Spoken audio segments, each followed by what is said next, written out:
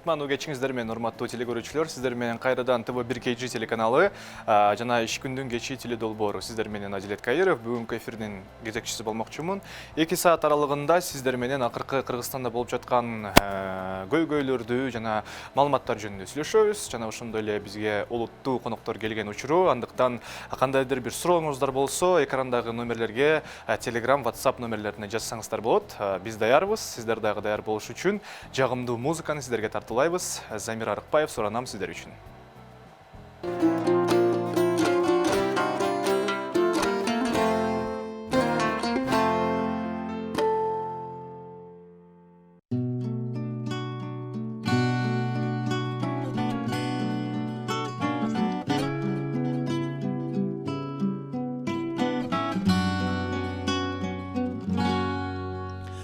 Суранам кетпесеңиз, içim тыз-тыз.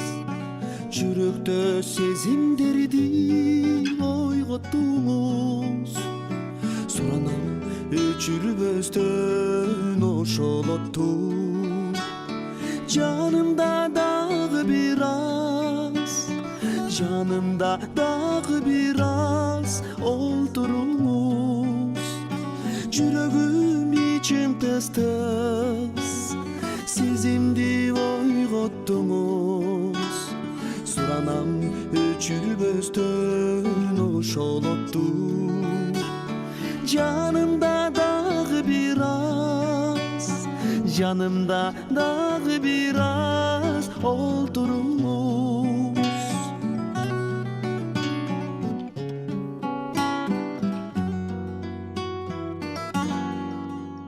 Сүйлөңүз ширин экен сөздөрүңүз, тилектеңиз назик экен көздөрүңүз.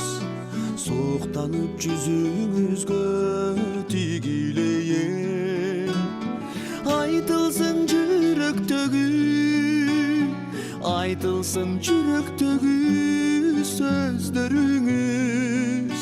Ай жүрөгүм içim тыз-тыз, сезимди ойготтуңуз. Суранам өчүрбөстөн ошолотту. Жанымда дагы бир аз, жанымда дагы бир аз олтуруңуз.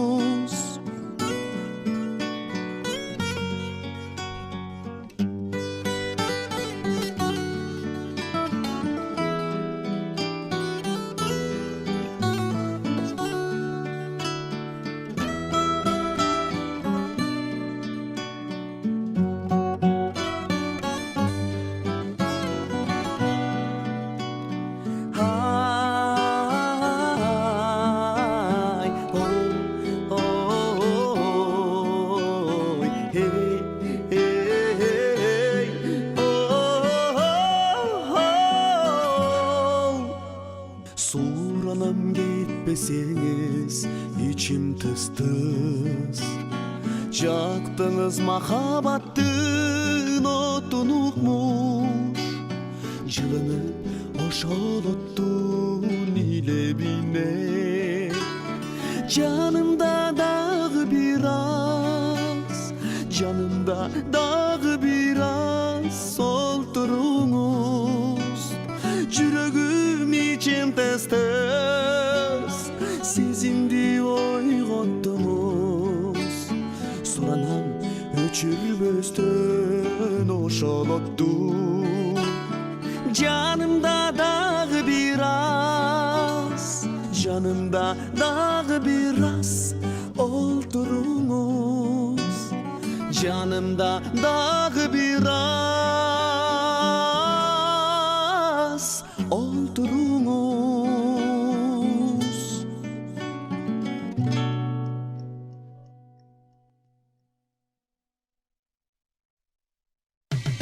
Кечтин кезекчиси Адилет Кайыров. Бизге жаңы кошулган телекөрүүчүлөргө дагы бир жолу салам айтабыз. Биз эфирибизди баштайбыз. Анда эмесе алгачкы эле коногубуз аябай көрүнүктүү журналист, биздин кесиптешибиз. Жана ошондой эле азыркы учурда политиктердин бири, саясатчылардын Азият Жекшеев, Кыргызстан демократиялык кыймылы партиясынын орун басары. Азият байке, ассаламу алейкум. Алейкум ассалам. Чоң рахмат келип бергениңиздерге. Рахмат. Ушундай эшиктеги суукка карабай бизге келип жакшынакай маалыматтар менен бөлүшүп кеткениңиз үчүн чоң рахмат. Алгачкы эле суроо, иштериңиз кандай, жумуштарыңыз кандай, акыркы жаңылыктар боюнча бөлүшө кетсеңиз. Азыр 2 жылдан берки тынымсыз күрөштөн кийин бир аз тыныгуудабыз, танапис деп коебуз. Анан эми албетте азыркы танапис учурунда да биз деген өзүбүздүн коомдук иштерибизди улантып атабыз. Жаңы саясий ошо платформа түзгөнүбүзгө байланыштуу ошол жакты күчтөнтүү аракетиндебиз, катарлаштарыбызды толуктандыруу аракетиндебиз да. Бирок шайлоого катышканыбыз жок азырынча. Ошон үчүн биз эфирден тышкары сүйлөшүп калдык. Түшүндүрө кетсеңиз, эмне үчүн? Буга чейин эми бир аз 2 жыл болсо дагы бир аз тажрыйба кирип калды. Анан кийин алдын алуу нерселерди көп көрчү болуп калдык. Бул деген Кыргызстанда биринчи жолу болуп аткан тажрыйба да. Азыркы шайлоо системасы жаңы кирип аткан. Жарымы жанакындай бир мандаттуу округдардан калгандары партиянын списоги менен бирок преференциалдуу шайлоо деп. Бул биринчи жолу бизде болуп аткандыктан кандай болот мен үчүн да табышмак болуп атат. Көпчүлүк үчүн да, негизи ошону уюштуруп аткандар үчүн да табышмак болуш керек. Мунун жыйынтыгы кандай болот азырынча билбейбиз. Анан алдын ала мисалы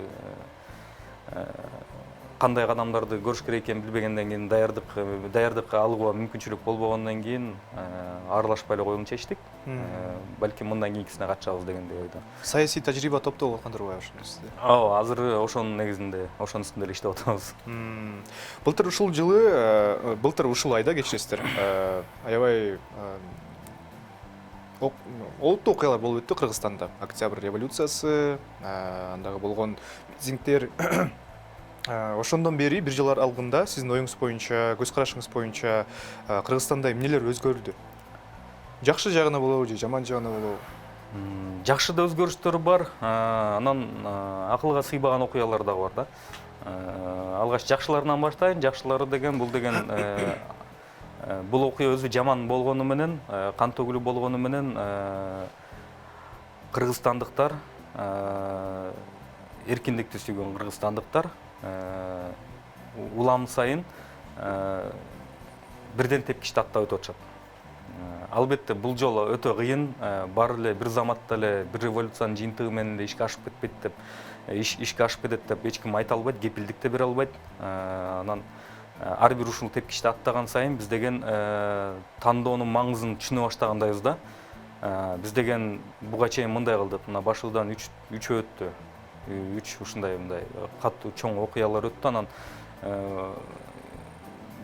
ким кантип келип эмнени айткандан кийин кандай иштерге барып атат, ошол иштер аткарылып атабы, жокпу деген мындай тандоо культурасы пайда болгондой да, акырындапчы. Албетте азыркыга чейин жыйынтык бере элек бул, бирок буга чейин мисалы биз деген жаңы күч катары саясий аренада эч кандай тааныш билиши жок, же болбосо каржылоо поддержкасы жок дегендей чыгып, анан жакшы мындайча айтканда жыйынтык көрсөтө алдык деп эсептейм. Анан ошол жыйынтыктан келген бул ой жүгүртүү. Ошол жыйынтык бизге 30 миңден ашык добуш бери алып келип, демек ошончо киши тандаганды үйрөнүп калыптыр дегенге келдик да биз. Демек бул тенденция өсүп баратат. Ар бир ушундай окуя сайын дагы да көбөйө бермекчи. Тилекке каршы дайыма эле активдүү боло бербейт алар, бирок анан айрым учурларда бөлүнүп жарынып келип атышат. Анткени биз биринчи кезек өзүбүз айрым учурда баштарыбызды бириктире албай калып атабыз. Ошонун негизинде бирок көбөйүп баратышат да.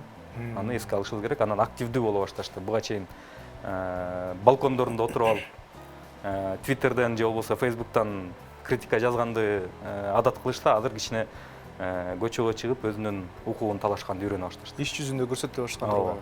Анан жыл сайын эле жаңы партиялар пайда болуп атат Кыргызстанда. Бул аябай кубанычтуу, жаңы каймактар келип политикага. Анан ошолордун арасынан сурулуп чыгып жатышпайбы? Анан ошо калктын ишенимин сиздер кайра кантип өзүңүздөргө алып атасыздар? Ошол боюнча айта кетсеңиз, кандайдыр бир стратегия барбы, кандайдыр бир агитация же болбосо маалымдоо? Анткени жыл сайын эле шайлоо болот Кыргызстанда чындыгында, бирок шайлайбыз, анан аягы эле сиз өзүңүз билесиз кандай бүтөт. Эми бул жактан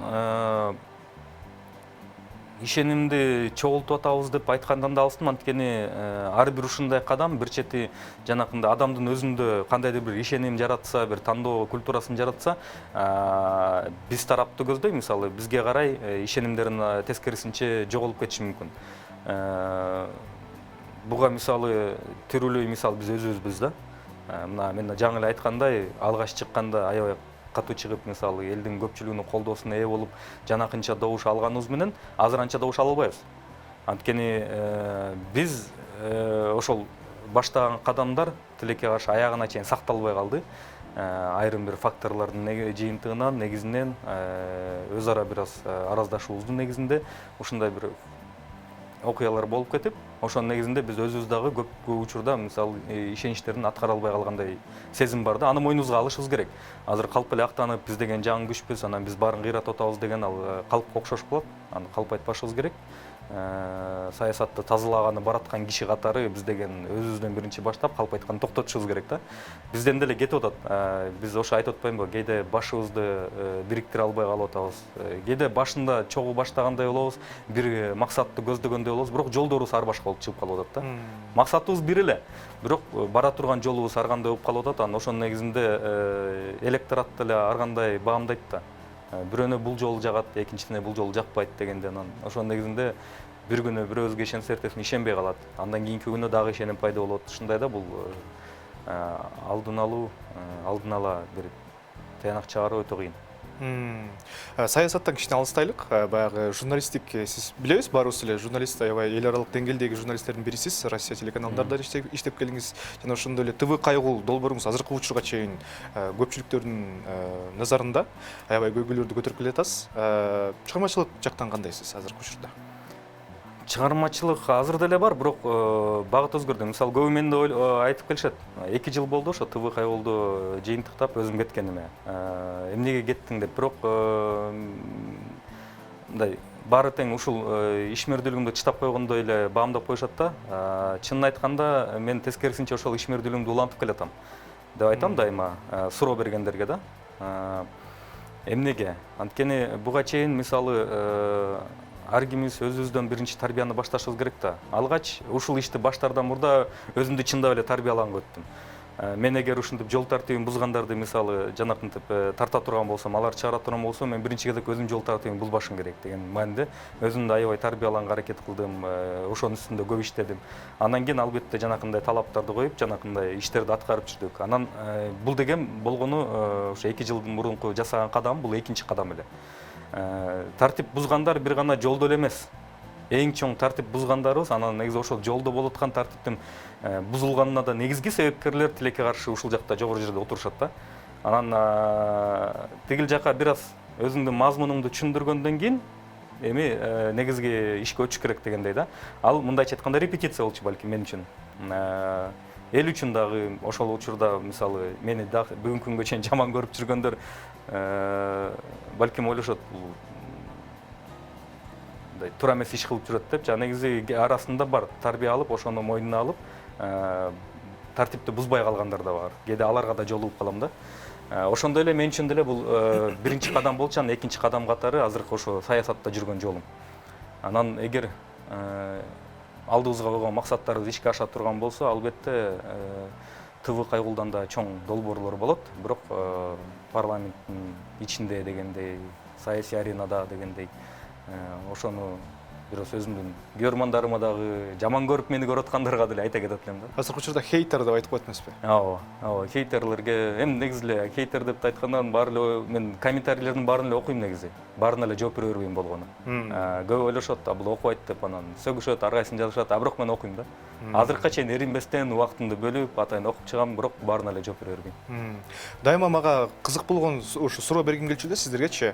Сиз тартып атканда кээ бир айдоочулар ушул жерде жүргөн баардык кишилердин баары айтып атат эмеспи, бизди тартканга укуң жок депчи. Ушул боюнча айта кетсеңиз, өзүңүз дагы ушул жактоочу билимин алган болчусуз, ошол закондук түрдө кандай? Бул жакта эми коомдук тартип бузулуп атат да. Коомдук тартип бузулуп аткандан кийин аны бизге мыйзам жол берет, аны чагылдырганга, аны айтып турганга. Мондай жерде мондай коомдук тартип бузулду деп. Албетте ал адам ойлочу, мени тартып атат, бул жеке мен үчүн бул деген мен укугумду бузулуп атат деши мүмкүн. Бирок мен аларга да ошо айта кетким келет. Биринчи кезек негизги адам укугу каяктан чеге алат? Адам укугу башка адамдын укугу башталган жерден аяктайт. Мисалы менин укугум, сиздин укугуңуз башталган жерден аякташ керек. Мен сиздин жашоо турмушуңузга, күнүмдүк жашоо турмушуңузга эч кандай доо кетирбешим керек. Ыңгайсыздык жаратпашым керек. Ошондо анан мен өзүмдүн адамдык укугумду сактаган болом, сиздикин да сактаган болом. Ошону көп учурда түшүнбөй калабыз да. Анан ошон үчүн мен келип, мисалы сиздин бутуңузду тебелеп кетсем дагы, анан мени бирөө келип тартып атса же кармап атсам, сен эмнеге менин жеке турмушума кийлигишип атасың дейсиң. Мен жеке турмушум уже бүтүп калган сиздин бутуңузду тебелеген жерден баштапчы. Ошону түшүнбөй атышат көп. Бул суроого ушундай кыскача эле жооп берет элем да. Түшүнгөндөр түшүнөт. Мыкты. Анан сиз өткөнкү интервьюларда аябай жакшы окуялар менен бөлүшүп кеткенсиз, кээ бир маалымат каражаттарына. Ошол камераңызга канча жолу кол салса дагы бир окуядан ушул ориентациясы башка кишилер сиздин камераңызды талкып кетишти да.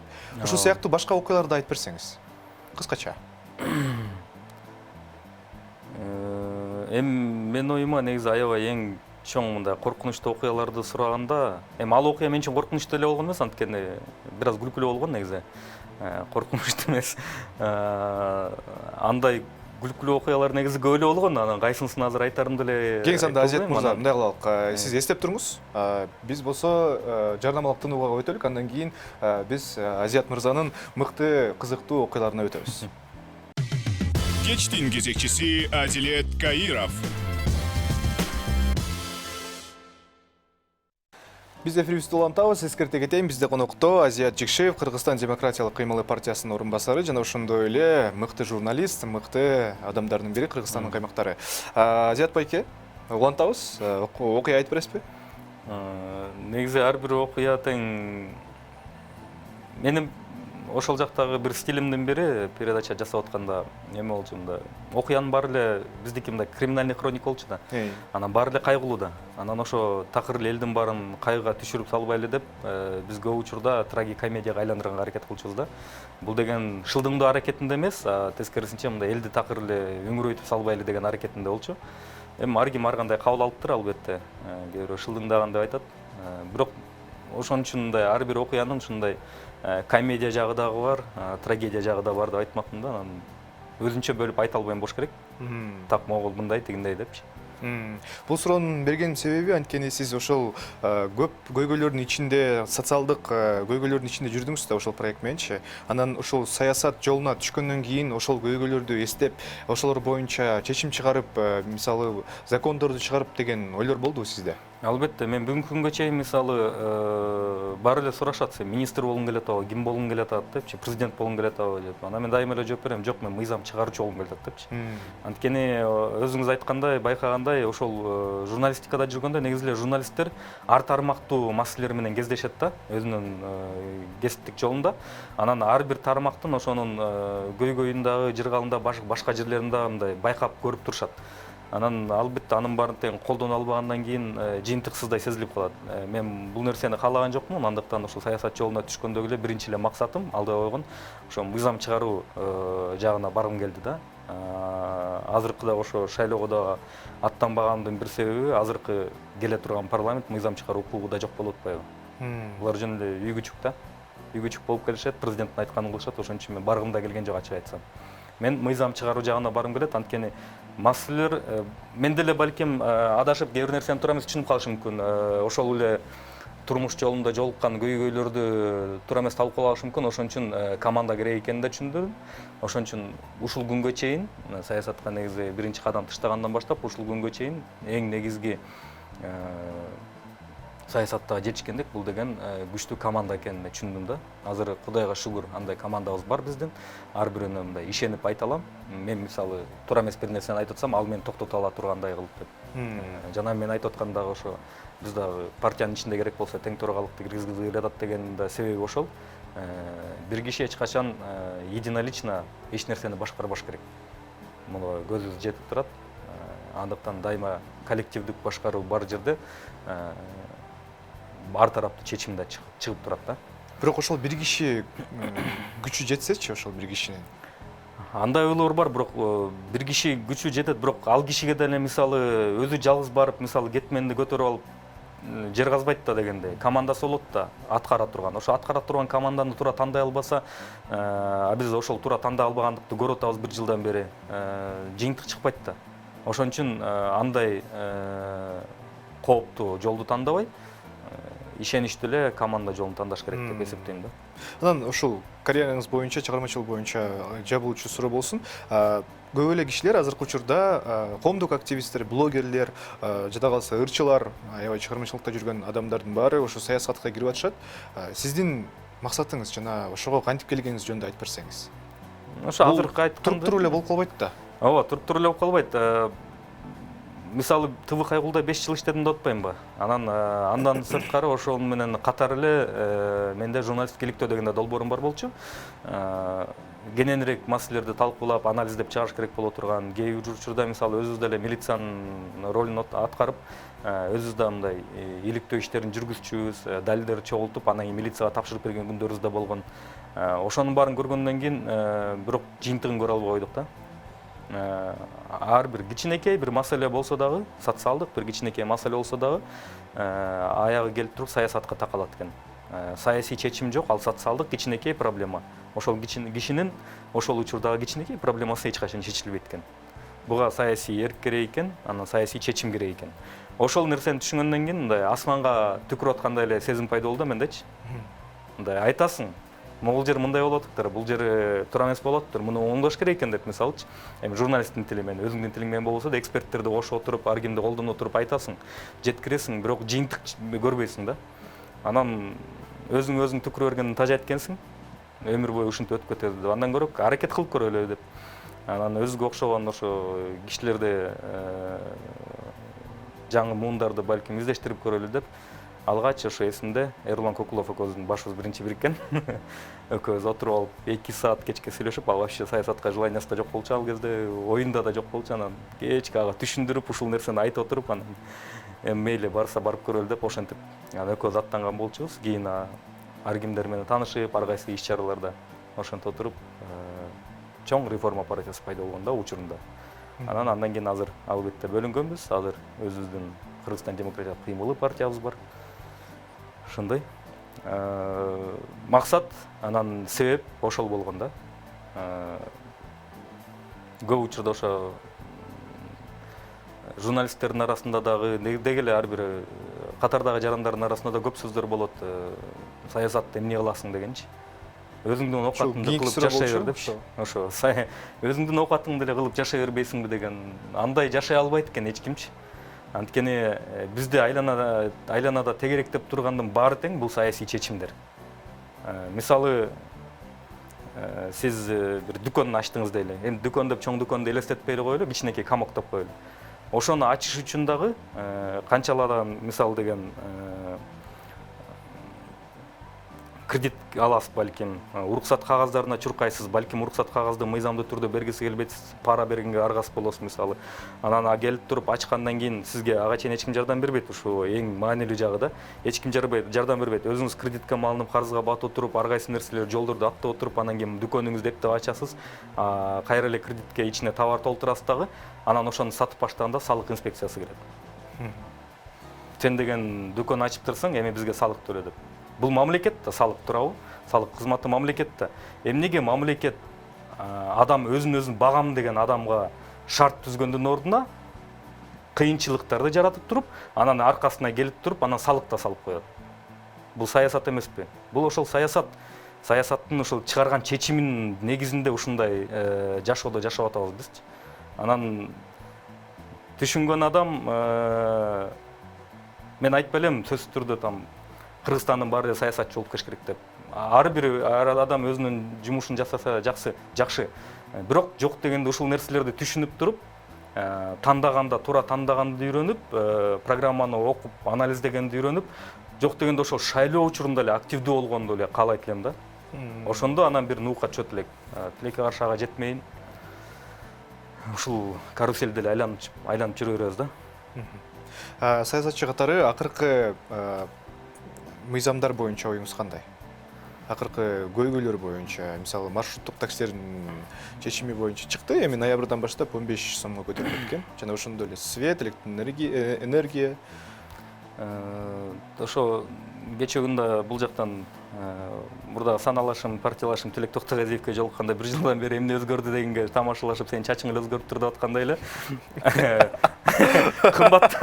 Кымбаттагандан башка мындай эчтеке өзгөрүү, башка мындай көзгө көрүнүктүү сыймыктанчы өзгөрүүнү байкаган жокмун. Спорт жагында аябай чоң өзгөрүү болду бизде.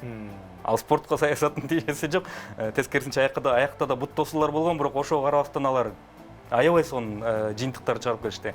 Бул мындай сыймыктанып айтчу нерсе. Азыр деген мисалы менде 1 жылдан бери эмне болду, эмнеге сүйүндүң эле деп сураса, мисалы ошону эле эстеп атам да. Ал жакта мисалы Садыр Жапаровдун тиешеси жок. Алардын кылган аракетинин эч кандай тиешеси жок. Мисалы да.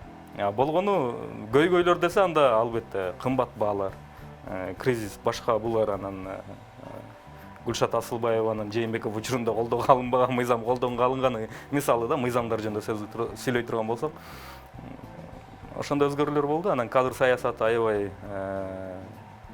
паракорчулардын деңгээлинде айтканда мыкты болуп атат, өзүнө окшогондор келип атат, өздөрүнө ылайыктуулар келип атат.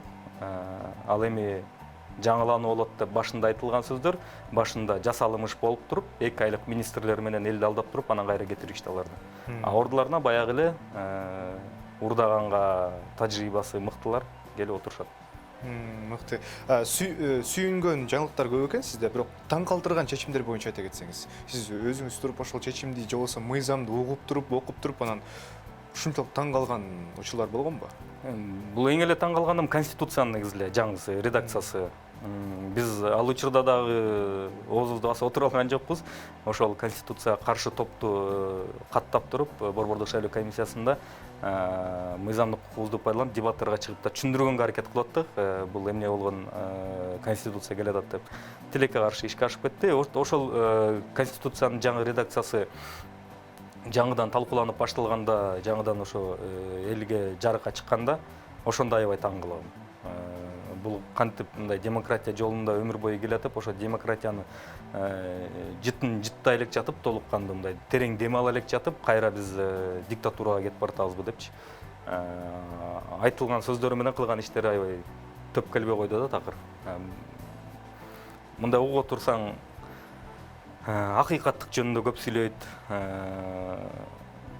тең салмактуулук жөнүндө көп сүйлөйт, тең укуктуулук жөнүндө көп сүйлөйт да, анан кийин кылган ишин карасаң, менден башка хам болбош керек, мен баарын башкарышым керек болуп калып атат да. Ошол аябай таң калтырды. Биз күрөшүп көрдүк. Албетте жыйынтыгын өзүбүз баарыбыз көрдүк, кандай болду. Ага деле кейген жокпуз, мейли. Мурда расмий эмес хандык бийликте жашап келсек, азыр расмий түрдө жашап көрсүн эл деле. Анан балким ошондо түшүнөбү деген. Ошон үчүн айтып атканым башында, ар бир ушундай кайгылуу окуя болсо дагы, бул деген жаңы өзгөрүүгө жаңы кадам да. Мыкты. Өйдө айта кеткенде эле сиз ошол башында реформа партиясы менен чогуу бирге болчусуздар. Азыркы учурда өзүнчө партия болуп, ошол Кыргызстан демократиялык кыймылы болуп калды. Эмне үчүн бөлүндүңүздөр? Ошол боюнча түшүндүрүп кетсеңиз. Эми буга чейин айткандай эле максаттарыбыз баарыбыздыкы бир эле. Болгон ошо жолдорубуз ар кандай болуп калды. Анан алгач албетте биз деген жаңыдан ошол саясий күчтү түптөп жатканда, мен түптөгөндөрдүн биримин деп толук кандай айта алам. Ушундай сөздөр көп айтылганда, бизде жада калса ошо бара турган жолдор ошол максатка көп талкууланган болчу, айтылган болчу. Анан тилекке каршы ушул октябрь окуясынан кийин эле көп нерсе өзгөрүп кетти. Ал убакта мен ошо саясий партиянын төрагасынын орун басары болчумун. Ал жакта дагы инициативаны ачык эле айтам, мисалы жашырып деле кереги жок. Ал учурда өзүм тарапка да алганга аракет кылдык. Башка тарапка өткөрүүгө да аракет кылдык. Негизи эле максатыбыз ошо биринчи алгачкы жасалган кадамдарга кайтып келүү, ошол тандалган жолго кайтып келүүнү аракет кылдык. Бирок тилекке каршы саналаштарыбыз ар ким ар кандай ойдо экен. Анан алгачкы келаткан жолубуз айрымдар үчүн мисалы ыңгайсыздай сезилди окшойт. Ошонун негизинде анан ичара көпкө чейин чыгарган жокпуз бул нерсени, аракет кылдык ичара чечилели деп. Анан болбогондуктан мындан ары убактыбызды текке кетирбейли. Алдыда саясий күрөштөр аябай көп. Анан ички өзүбүздүн маселебизге кайнай бербей, андан көрөп чыгып, как раз ошол учурда Конституциянын жаңы редакциясы да аябай талкуулана баштаган. Андан көрөп өзүбүздүн жолубуз менен болсо да күрөшө берели деп туруп, политсоветтин ошо тең жарымы чыгып кеткенбиз. Аркабыздан саналыш партиялаштар да чыгып кеткендер болду. Анан барып ошо КДК партиясын жандандырганбыз да. Мыкты, бизде дагы Telegram жана WhatsApp'та дагы суроолорду беришет биздин телегөрүүчүлөр. Анан ушундай бир жакшынакай суроо бериптир. Реформа партиясында жүргөндө кылып жүргөн иштериңер жана план кылчу иштериңердин планы аябай реалдуу көрүнбөйт болчу дейт да биздин телегөрүүчүлөрчү. Башкача бир план болгон деп түшүндүм. Орусча дагы бериптир. Ошол боюнча айта кетсеңиз, канчалык түрдө реалдуу болчу? Ошо программа туурасында сөз суроо берип окшойт. Негизи баары эле реалдуу эле болчу. Бизде эле мындай тескерисинче көпчүлүк саясий партияларга окшоп асмандан алып эле чача бербей, мен жыргатам ар бирөөңөргө көмүр төгүп берем деп, мисалы, же алтын төгүп берем деп айткан жокпуз да. Биз тескерисинче кантип ошол биз айтып аткан нерселерди ишке ашыруу болот, ошонун жолдорунан бери жазып чыкканбыз программабызга. Албетте ар бирөөбүздүн бөлүнгөн тармактарыбыз бар болчу, жоопкерчилик алган тармактарыбыз болчу. Атайын алуу үчүн биз деген телефондорду өчүрүп салып, бекинип алып, эксперттерди чакырып алып, 2 күн камалып, эч жака үйүбүзгө да барбай, түнү менен уктабай да жазып чыккан программаларыбыз болчу да. Анан ошон үчүн элге чыкканда дагы, аны жайылтып айтканда дагы биз үчүн да оңой болду да. Бирок мындай суроолор пайда болгонуна караганда, балким жеткиликтүү болгон эмес айрым учурларда. Аны да моюнга алыш керек. Балким бул деген толугу менен биздин күнөө болуш керек, анткени жеткире алган жокпуз балким. Так ошол кишиге жеткире алган жокпуз, кантип ишке ашырабыз деген. Ошон үчүн ал киши үчүн реалдуу эместей сезилип калса керек да. Так бардыгы тең реалдуу эле жана ишке аша турган болсо, жакшы жаңылыктарды алып келе турган программа болчу. Ошо сиздин оюңуз боюнча ошол программага Кыргызстан негизи эле биздин эл даярбы? Даяр эле. Негизи биз деген жаңы нерседен корко беребиз баарыбызчы. Бирок эмнеге биз коркпой жашаганды үйрөнбөшүбүз керек, мисалы. Мисалы биз ошол нерсени сунуштап аткандан кийин, демек биз ишендик да. Биз деле мисалы ушул эле Кыргызстандын бир мүчөсүбүз. Ошол эле коомдо, ошол эле табиятта чоңойгонбуз. Демек биздин башыбызга келгенден кийин, мисалы, алардын деле башына убагында келе турган нерсе да, аларга биз ошон үчүн максат кылып түшүндүрүү аракетин көрүп атабыз да. Болгону аралашып көрүп, критика алган негизи эле оңой да. Четте отуруп алып, эчтекеге аралашпай, уруша берген оңой. Эгер бирок аралашып түшүнүүгө аракет кылып көрсө, көп нерсени түшүнсө болот да. Мен болгону ошо чакырат элем бардыгын. Программаларды ошон үчүн терең анализдегенге аракет кылгыла, үйрөнгүлө депчи. Анан ошондо туура тандаганда үйрөнөбүз. Келе жаткан шайлоо боюнча оюңуз жана күткөн бир партиялар барбы? Эми андай жок, такыр эле жок деп айта албайм, бирок аттарын деле атабай эле коеюн, реклама алып калат болуш керек. Арасында бар жакшылары, мыктылары. Тилекке каршы жолдору мага жакпайт дегендейчи, мисалы, ошон үчүн чогуу эмеспиз дегендей. Анан негизи эле бирок алардын ошо азыркы могу шайлоого ушул мыйзамдар менен баратканына көп учурда түшүнбөйм, анткени буга чейин айткандай эле азыркы шайланып келе турган парламент бул деген күчүк парламент болот. Тиши жок күчүк болот болгондо дагы, ымыркайда мындайча айтканда, оозуна келип чайнап берип салмайынча эчтеке кыла албаган парламент болот. Өздөрүнчө мындай инициатива чыгара албаган парламент болот. Эч кимди буга чейин, мисалы, министрлерди алып келип такалап ордуна кое турган болсо, азыр бул укугу да ажыраган болот, бул укугунан дагы мыйзамда чыгара албай калат. Мыйзам сунуш катары кылышы мүмкүн, бирок мындай чыгара албайт, беките албайт, анткени президент баарын башкарат. Президент кол койбойнча, ал чечип, ал кааламайынча эч нерсе болбойт. Ошон үчүн биз деген барбайбыз деле чечтик бул шайлоого. Тескерисинче кийинки кадамдарды пландайлы деп жатабыз. Азият Мырза, чоң рахмат. Ушундай биздин эфирге келип, жакшынакай маалыматтар менен, аябай абройлуу ойлоруңуз менен бөлүшүп кеткениңиз үчүн чоң рахмат. Сизге эң башкысы ийгилик жана эң актуалдуу ден соолук каалап кетебиз. Бизге келип туруңуздар. Урматтуу телекөрүүчүлөр, бизде конокто Азият Жекшенов, Кыргызстан демократиялык кыймылы партиясынын орун басары болуп кетти. Биз болсо эфирибизди улантабыз. Алдыда мыкты сюжет жана жарнама.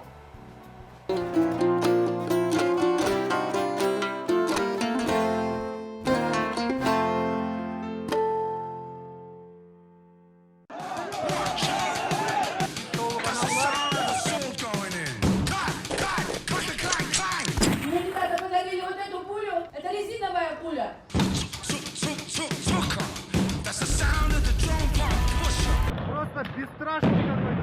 Вы только что видели, как его подстрелили?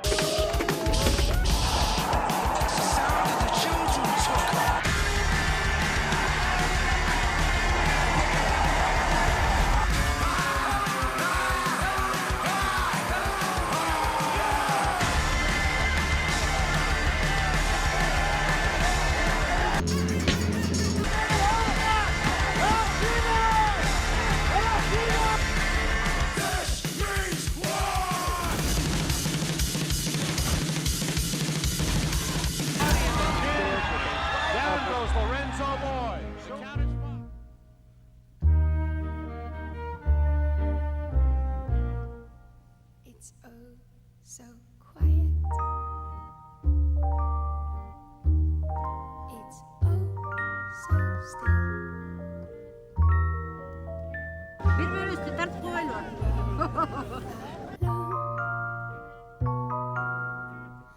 And so peaceful until you ring that bell, big bell, shout it, you yell, how you broke the spell. This is when have a fit, the sky is scorching, I got hit, there's no mistake, this is it!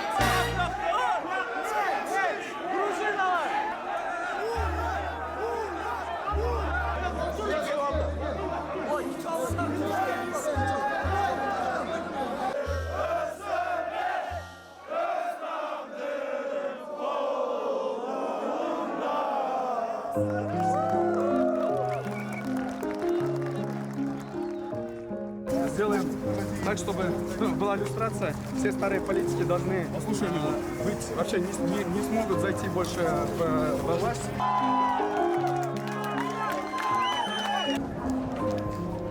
Bunun içinde республика, атамекен, замандаш, жанакы үч эмеге кирбегендер, бирок жанакы биз 5 октябрда общий жанакы резолюцияны чыгарган партиялардын жаштары. Все мотивы? Нет, я это должна сказать, потому что сейчас все телевизоры.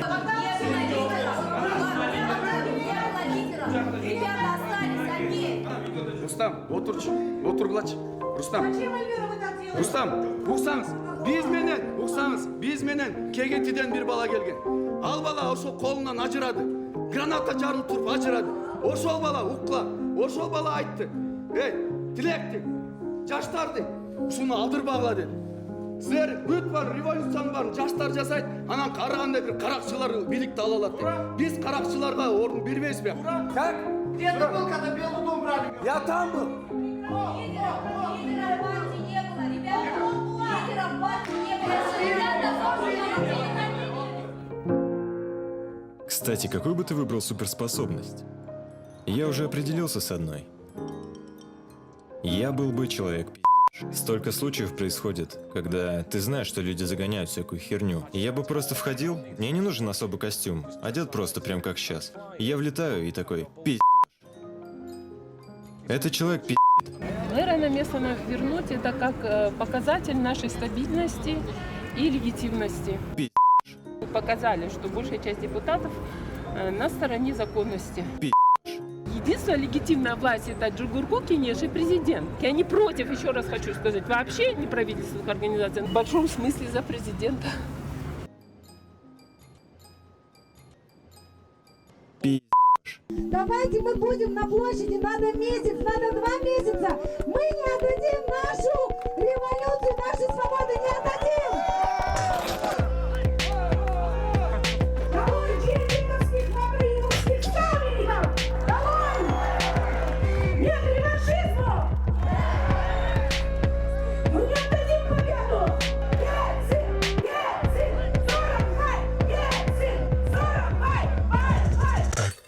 Если я и виноват, я виноват в том, что доверял людям, которые возле меня.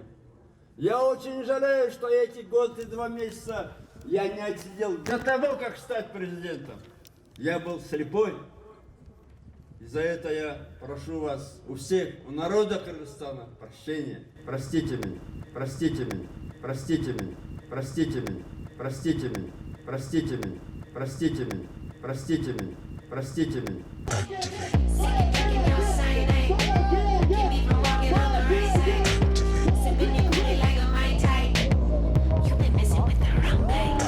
Биздин 6-чы чакырылыштагы жогорку кеңешке сунуштайбыз. Биз ынтымактуу болуш керекпиз. Бардыңарды билебиз биз. Келгиле, биригип туруп, калыс шайлоо өткүзөлү. Калыс шайлоо өткүзөлү. Калыс шайлоо өткүзөлү. Керек. Провокацияга алдырбагыла. Кыргызстан. Мыйзамдуулук жолу менен барабыз. Провокация кылбайбыз. Табиидүүлүк керек деп бар. Акчага 2 миң сомго келген. Чындык үчүн жок, чындык үчүн элдин баары. Кыргызстан. Кыргызстан. Кыргызстан. Кыргызстан.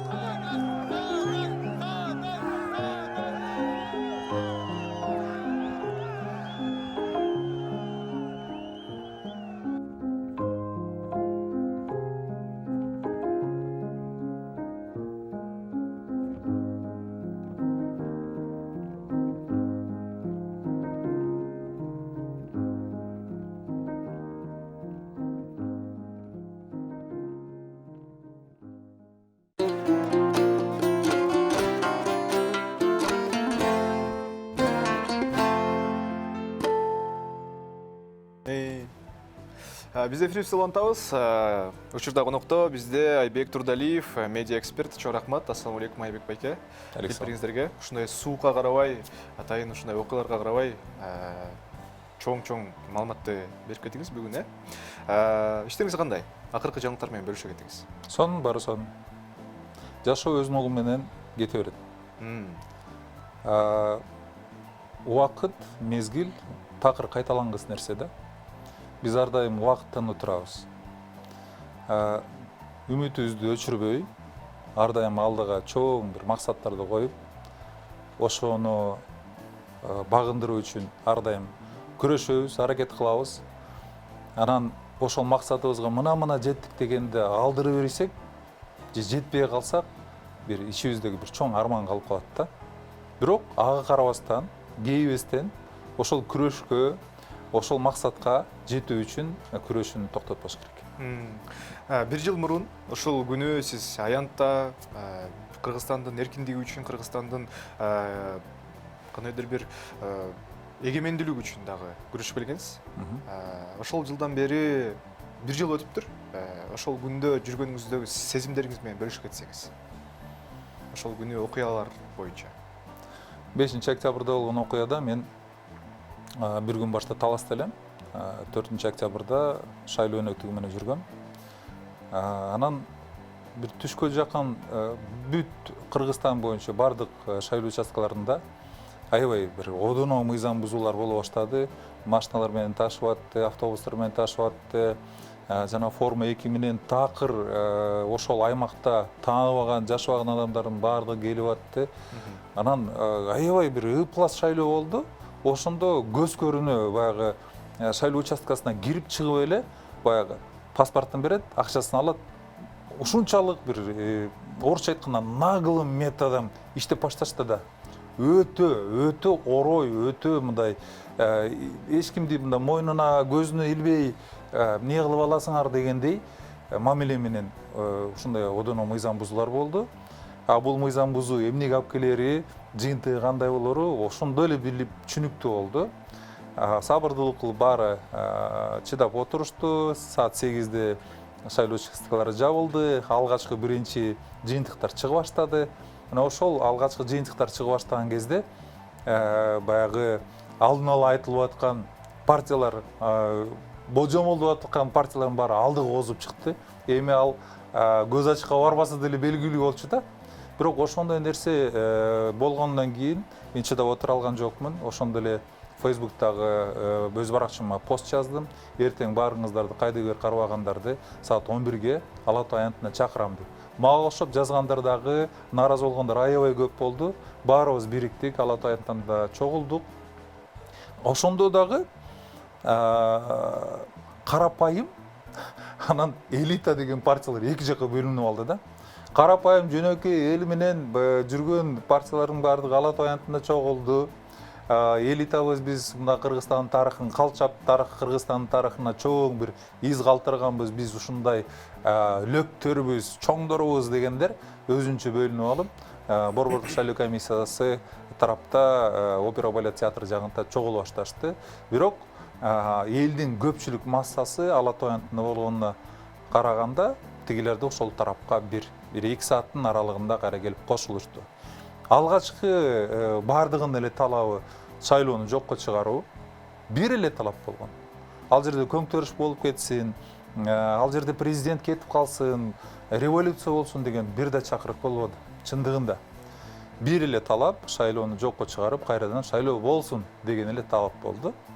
Күндүзгү маал ушул саат кечки бир 5-6га чейин ар бир лидерлер буга чейинки Кыргызстандын саясатын жүргөн аябай көрүнүктүү инсандардын баардыгы келип алып жаштарга ой биз силер менен аягына чейин турабыз, аягына чейин тургула, биз талап кылабыз деп баардыгын шкактоп, октоп, кыргызча айтканда, октоп, давайте аягына чейин турабыз дешип туруп, кечкурун ошол лидерлердин бирөөсү да калбады. Мен аянтта дагы ошол лидерлерди чакырып аттым, себеп дегенде талпа чоң, эл көп. Бизди эл тааныбайт. Биринчи жай бир адамдар тааныбаса, көпчүлүк масса тааныбайт да. Биз ошондо мен өзүм жеке чакырып аттым. Лидерлер келип бергиле. Мына мындай көзөмөлү жок калган элди башкарып, ошо башында туруп бергиле деп чакырып аттым. Ошондо видео кадрларда турат. Мен Бабановду да чакырдым, башкаларды да чакырдым. Ошол тынчтык жолу менен кечки маал баягы ушунчалык нааразы болгон эл толкунданып барып бир провокацияга алдырып жибербесин депчи. Бирок тилекке каршы лидерлердин сүйлөшүүсү болбоду. Президент аны эч ким бир лидерди да чакырбады. Эртеси күнкүгө жылдырды. Саат 9-га келгиле сүйлөшөлү деди. Бирок тилекке каршы баягы кыжырданган эл кечки маал ар кандай провокация болду. Арасында баягы эмоциясын контролдо албаган адамдар да болду. Ошентип отуруп кечки маал провокация болду дагы, ак үйдү көздөй эл агылып кетти. Ал ак үй стратегиялык объект болгонуна жараша аны коргоо аракеттери да болду. Ошол бойдон эки тарапта кагылыш болуп кетти. Тарых ошентип 5-октябрь Кыргыз республикасында дагы бир барагына революция катарында жазып калды. Биз аны тааныбызбы, тааныбайбызбы, көңтөрүш дейбизби, төңкөрүш дейбизби, когалаң дейбизби? Бул революция болду. Революция катарында таанышыбыз керек. Анткени бийлик алмашты. Күтүлбөгөн адамдар келип бийликке отурушту. Эч кимдин оюнда да жок болчу ушул жерде азыркы президенттин президент болуп отуруп калат, же болбосо ошону алып келип лидер кылалы деген такыр бир дагы ошол жерде топтор жок болчу да. Мына ошондой окуялар болду. Октябрь окуяларынан кийин ак үйдүн тегерегинде заборлор алынып салынды. ошо бир жыл аралыгында ошол заборлордон тышкары Кыргызстанда жана коомчулукта эмне өзгөрдү сиздин оюңуз боюнча? Жана ошондой эле саясатта? Саясатта кыргыз эли жалпысынан эгемендүүлүктү аябай жакшы көргөн эл. Биз кайсы бир кылымдарга кайтып келбейли, кыргыздар ар дайым орток отуруп, кеңешип кескен бармак оорубайт дегендей айтып, анан бир нерсени кеңешип, анан чечишчү да. Бир тараптуу, бир беткей, би дагы, болуш дагы, хан дагы эч ким чече алган эмес. Эл кыйындарын, эл журт башчыларын баарын чогултуп алып, анан кийин кеңешип бир нерсе кылышчу да. Демек биздин каныбызга сиңип калган форма бул парламентаризм. Парламентаризм аркылуу гана бийликтин эки тизгини мындай бир көзөмөлдөп контролдой турган бир рычаг болот да. Кыргыздар ханга баш ийгер эмес. Кыргыздар эч убакта эркиндигинен алып, адилетсиз бир башкаруу болгондо сөзсүз түрдө наразычылыгын билип, ал ханды алып түшкөн да. Эгемендүүлүк алган мына 30 жылдык тарыхыбызда деле мына 3-чү революция болду. Баары эмнеден келип чыкты? Баардыгы адилетсиздик башкаруудан келип чыкты.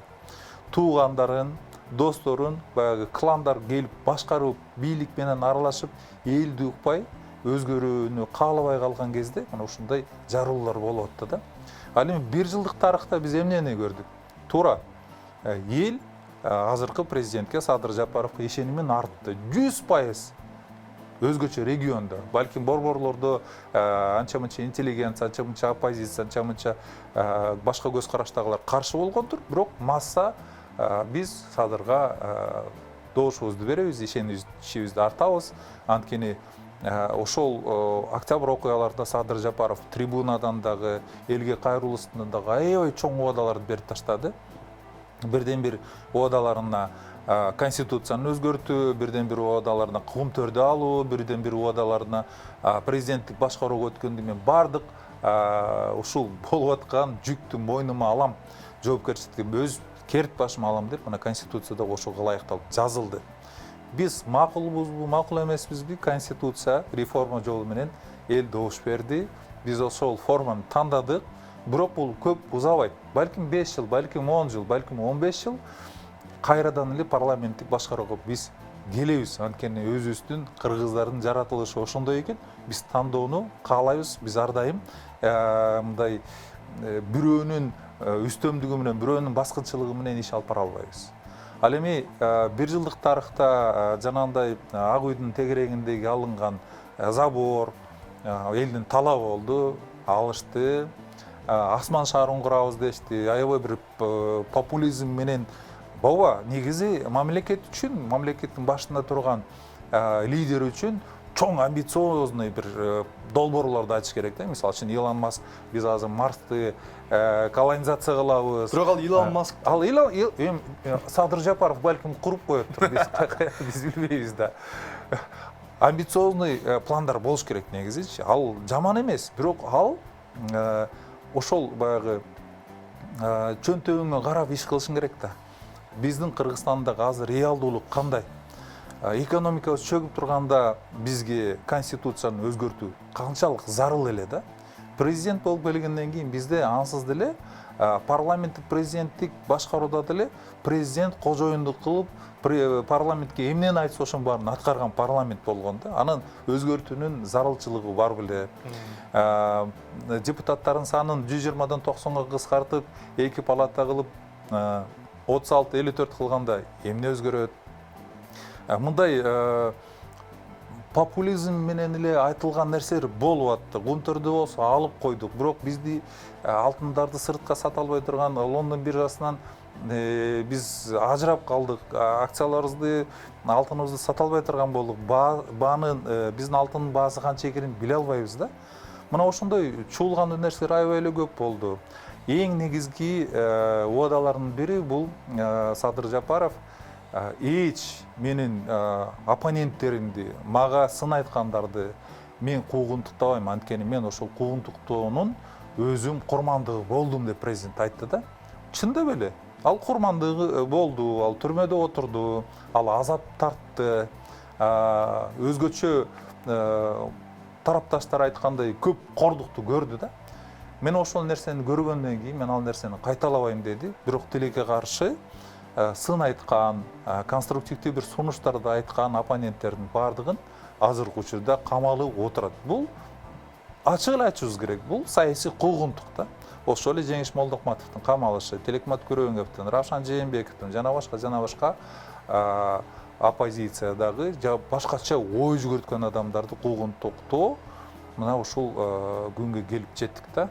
Эгерде президент ушул айткан сөздөрүн, убадаларын аткара турган болсо, тескерисинче оппозиция менен иштеши керек да. Оппозиция эч жакта жаман нерсени айтпайт. Оппозициядагылар алар башка мамлекеттин жарандары эмес.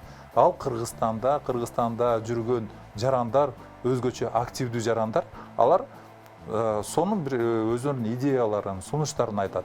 Өзгөрүү үчүн, Кыргызстанды өнүктүрүү үчүн жолдорун айтып, башка бир жамандык жасап жиберейин деген ойлор да такыр жок да. Ошого жараша бизге дагы WhatsApp номерлерине биздин телекөрүүчүлөрдөн да суроолор келип атыптыр. Ошо Садыр Жапаров биздин президент боюнча жарнамадан кийин суроолорду берип жана жоопторун алабыз. Урматтуу телекөрүүчүлөр, бизден алыстабаңыздар. Кечтин кезекчиси Адилет Каиров. Дагы бир жолу кутмандуу кечиңиздер менен, урматтуу телекөрүүчүлөр. Эскертип кетейин, бизде конокто Айбек Турдалиев, медиа эксперт. Чоң рахмат биздин эфирге келип жакшынакай маалыматтарды берип кетип атасыздар. Анан WhatsApp номерине келген номерлеринен, то есть суроолордон берип кетейин. Ошол Садыр Жапаровдун жүргүзгөн жумушу боюнча оюңуз. Садыр Жапаровдун эл ушунчалык кредит доверие берди да. 100%. Башында колдошту. Мен президенттик башкаруу кылсам, бийлик бутагын бир колго кармасам, ошондо эч ким ага каршылык көрсөтпөйт дагы, мен өзүмдүн реформамды жасайм деди да. Макул. Конституция алмаштырыш керек ал үчүн дешти. Конституцияга эл дагы ишенимин артып берди. Бир жылдын ичинде бир чоң бир өзгөртүү жасап жиберүү мүмкүн эмес чындыгында. Биз 30 жылдык тарыхыбызда аябай эле бир кризиске кептелип калдык. Өзгөчө 2020 жылы дүйнөлүк пандемия болду. Ал биздин ансыз дагы начар турган экономикабызга катуу сокку кылды. Ал эми биздин Садыр Жапаров же башка ким болбосо президент болуп келген болсо, мына ушундай төңкөрүш жолу менен келген болсо, ал адам менен иштешүү башка мамлекеттер үчүн анчейин ишеним артуу оорураак да. Анткени ал ошол бийликтин башына келип, өкмөт курамын түзүп, кандай кадамдарды жасап атат. Анткени дүйнөдөгү биз менен кызматташа турган өзгөчө Европада, Америкада чоң мамлекеттер кызматташуунун индекси бул президентке болгон ишеним жана анын жүргүзүп аткан реформалардын эң бирден бири бул сөз эркиндиги жана оппозицияга болгон мамилеси да. Мына ошол көрсөткүчтөр жагынан алып караганда Кудайга шүгүр азырынча сөз эркиндиги бар. Ал эми оппозицияга болгон мамилеси бир аз өзүн терс жагынан көрсөтүп атат. Бул аябай эле көп бир маанилүү болбосо дагы бирден бир негиздеринин катарына кирет да. Ошол себептен бизде инвестицияга бизнесмендердин аябай кысымга алынышы, кустурация болуп аткан ошол бизнес өкүлдөрүнүн ички эмес, сырткы инвестор түгүл, ички инвесторлор сыртка кетип атат да. Эч кандай грант бизге келген жок. Балким Садыр Жапаровдун айланасында жүргөн адамдар туура багып берсе, балким бизге инвестиция келет. Бирок кумтор менен байланышкан жана башка чуулган иштердин артынан канча убакытка бизге кайра ишеним келет болду экен деген чоң сурообуз бар да. Анткени инвестиция жок, экономикада бюджетти бирден бир булагын тартуучу бул ишкерлер, бизнес кризиске кептелип эч кандай жеңилдетүүлөр да болгон жок. Эч кандай мамлекет тараптан да жардам да болгон жок. Бизнес азыркы күндө өзүн өзү эптеп жанын багып келе аткан учурда мамлекетти кантип тартат, бул аябай бир чоң суроо. Социалдык барактарды да аябай активдүү колдоносуз, баарыбыз эле билебиз. Facebook барачасында тексттер менен постторду чыгарасыз. Анан ошондон кийин кандайдыр бир олуттуу кишилерден реакция болгон эмес беле? 2020 жылы белгилүү бир саясатчыны сындап коем деп регионду жеке менчик телеканалыбыз бар, 3 канал деп. Ошол 3 телеканалга офисин өртөп кетишкен да. Кадимгидей эле от жакып, бөтөлкө менен айнегин сынып, талкалап ичине өртөп кетишкен. Бул дагы болсо менин активдүүлүгүм, бул дагы болсо менин сын пикир айтуумдун кесепети ошондой болуп келип чыкты да. Бирок тилекке каршы же болсо бактыга жараша деп коюн, эч ким адамдардан жабыр тарткан жок. Кудайга шүгүр, жакшы. Бирок бул коркутуу методикасы. Акыркы күндөрдө өзүңүз деле байкасаңыз керек, Бишкекте 1 жыл аралыгында өзгөчө кафе жана башка бир чоң ишканаларда өрт аябай чыгып атат. Бул 90-жылдагы бир методика да. Келип грузит этет.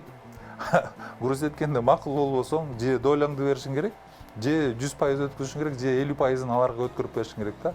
Ал менен макул болгондорду ушинтип коркутуу же болбосо бир наказать эткен методикасы болуп эсептелет да. Бул аябай жаман тенденция. Биз алдыга жылган ордун артка кайтканыбыз өтө эле кейиштүү картина да. Ушундай окуялар болуптур, анан эмне үчүн жумушуңузду токтоткон жоксуз же ойлор болду беле ошондой? Негизи эле биз адамбыз да, анан туура. Бардык эле учурларда биз коркуу сезимибиз, өзүбүздү сактап калуу сезимибиз күчтүү эмеспи? Коркуу сезими болуш керек, албетте. Коркуу сезими жок адамдар, кандай десем, эми макул адамдар болушу мүмкүн да. Глупые люди могут не бояться. Бирок ал коркуу сезими дагы бир мыйзам ченемдүү нерсе. Бизге жаратылыштан берилген нерсе да. Кубаныч, сүйүү, коркуу бул жаратылыштан берген сезимдер. Анчейин деле коркуу бергендин кажети жок. Эгерде чындыкты биз каалап турган болсок, чындык үчүн көрөшө турган болсок, эмне үчүн болбосун? Калп, кыргызда айтылат, калптын казаны кайнабайт дейт да. Калп бир күнү болсо бир күнү мындай жарыктай болуп, бир жаркырап, караңгыда жаркырап бир көрүнгөндөй болуп ачык чыгып калышы мүмкүн да. Ошон үчүн калп айтуудан алыс болуш керек. Чындык ар дайым жеңет. Чынчыл адамдар ар дайым жеңиштүү болот. Баягы белгилүү бир брат деген кинодо айтат го. Байкесин сурайт го, "В чём сила, брат?" дегенде, "Сила в правде" дейт го. Мына ошондой да. Эгерде чындык болсо, эгерде адам калп айтпаса, жеңиш ар дайым ошол тарапта болот. Садыр Жапаровда дагы эгерде калп айтпай чындыкты айта турган болсо, жеңиш биздин президент тарапта болот да. 1 жыл аралыгында аябай көп реформа болду Кыргызстанда, көп шайлоо болду. Анан жаңы партиялар чыгып келатат, аябай жаш. Ошол эле партиялардын ичинде чыгармачыл кишилер да, блогерлер, активисттер көп. Сиздин оюңуз боюнча качалык деңгээлде алардын сиз айткан индекс довериясы бар? Биздин калк, коомдо, калкта жана алып барган иштери, жумуштары боюнча сиздин көз карашыңыз? Мисалга сиз азыр шоу-бизнесте жүргөн адамдарды айтып атасызбы? Негизи эле жалпысынан бар, жалпысынан жаш партиялар, жаңы партиялар келип коет. Бизде мындай да. Алар жөнүндө да айтып кетсеңиз болот. Ооба, бизде мындай. Партиялар негизи бул дүйнөлүк практикада партиялар убактылуу иштебеш керек. Партиялар аябай узак мөөнөткө, аябай узак дистанцияга иштеш керек. Алардын программасы бар, алардын тарапташтары бар, алардын койгон максаты бар. Ар бир депутаттык аттанып аткан инсан, же болбосо партиялардын бирден бир максаты бул бийликке келүү. Бийликке келүү, биз көнүп калгандай көчө менен революция аркылуу жол менен келип эле бийликти алып калуу эмес. Эң негизги демократиялык жолу бул шайлоо. Шайлоо учурунда партиялар дагы, депутаттык аттанган инсандар дагы мына ошол атаандаштык жол менен бийликке келүү формасы. Биз жашырбашыбыз керек да. Бийликке баратасыңбы? Ооба, мен бийликке баратам.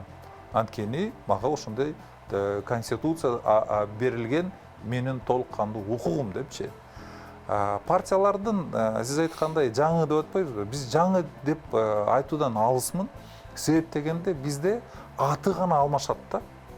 Кече күнү аталышы жалбырак болсо, бүгүн болсо ийне жалбырак болуп калышы мүмкүн. Бирок ичиндеги составдагы адамдар баары эле бул жакта болот да. Кийинчерээк бул ийне жалбырак, бака жалбырак болуп калышы мүмкүн. Бака жалбыракта дагы дал эле ошол адамдар. Бизге аталыштар эле өзгөрүлөт, бирок ичиндеги катышып аткан адамдар баягы эле адамдар, баягы эле жүздөр. Биз эгерде тарыхтан бир сабак алып бир өзгөрүүнү каалай турган болсок, кайтадан эле баягы жүздөрдөн алыс болушубуз керек. Ошол Кыргызстандын жараны, Кыргызстанда тынчтык болсун, мындан ары эч кандай бир кооптоочулар, коогалаң болбосун, революция болбосун десе, ошол адамдар уялгандан ал шайлоого катышпаш керек да. Кыргыздын жараны катарында өзүнө жоопкерчиликти алып, мен чыккан сайын мына ушундай ызычы болуп атат. Мен барбай эле коеюнчу. Мен үчүн эң негизгиси Кыргызстандын тынчтыгы. Эртеңки шайлоо жакшынакай өтүп, эч кандай нааразычылык болбосун, мен ошого себепкер болбоюн деп бир жоопкерчиликти алыш керек да. Мына ошондо биз сөзсүз түрдө жаңы жүздөрдү көрө алабыз. Жаңы жүздөрдү көрө алабыз. Жаңы жүздөр автоматтык түрдө коомчулукта, элдин арасында, бул жаңы адамдар экен, бул жаңыча көз караштагы адамдар экен. Мына ушулардан үмүт арталы, ушулардан бир өзгөрүү болуп кетеби деп добуштарын берет да. Биз билебиз, механизм баягында эле аттуу баштуу, таанымал 30 жылдан бери ушул бийликтин айланасында жүргөндөр, башчыны, президентти кубалап жүргөн менен ошонун айланасындагы ошол премьерликте, бир агенттикте, да бир нерседе жүргөн адамдар өздөрү болбосо өздөрүнүн жакындары, аялдары, балдары кругу менен кетпей эле жүрүшөт да. Жаңы адамдардын келгени албетте жакшы. Эски адамдар өздөрү жарандык бир өзүнүн атуулдук сезимин ойготуп, шайлоодон баш тартпаса деле алар жеңилбейт. Медиа эксперт катары сиздин оюңуз чыгармачыл жактан келген жаңы депутаттар боюнча. Биз саясатчылар кечиресиз. Саясатчылар. Биз бир мисалды алып көрүшүбүз керек да, Украинанын президенти. Украина президенти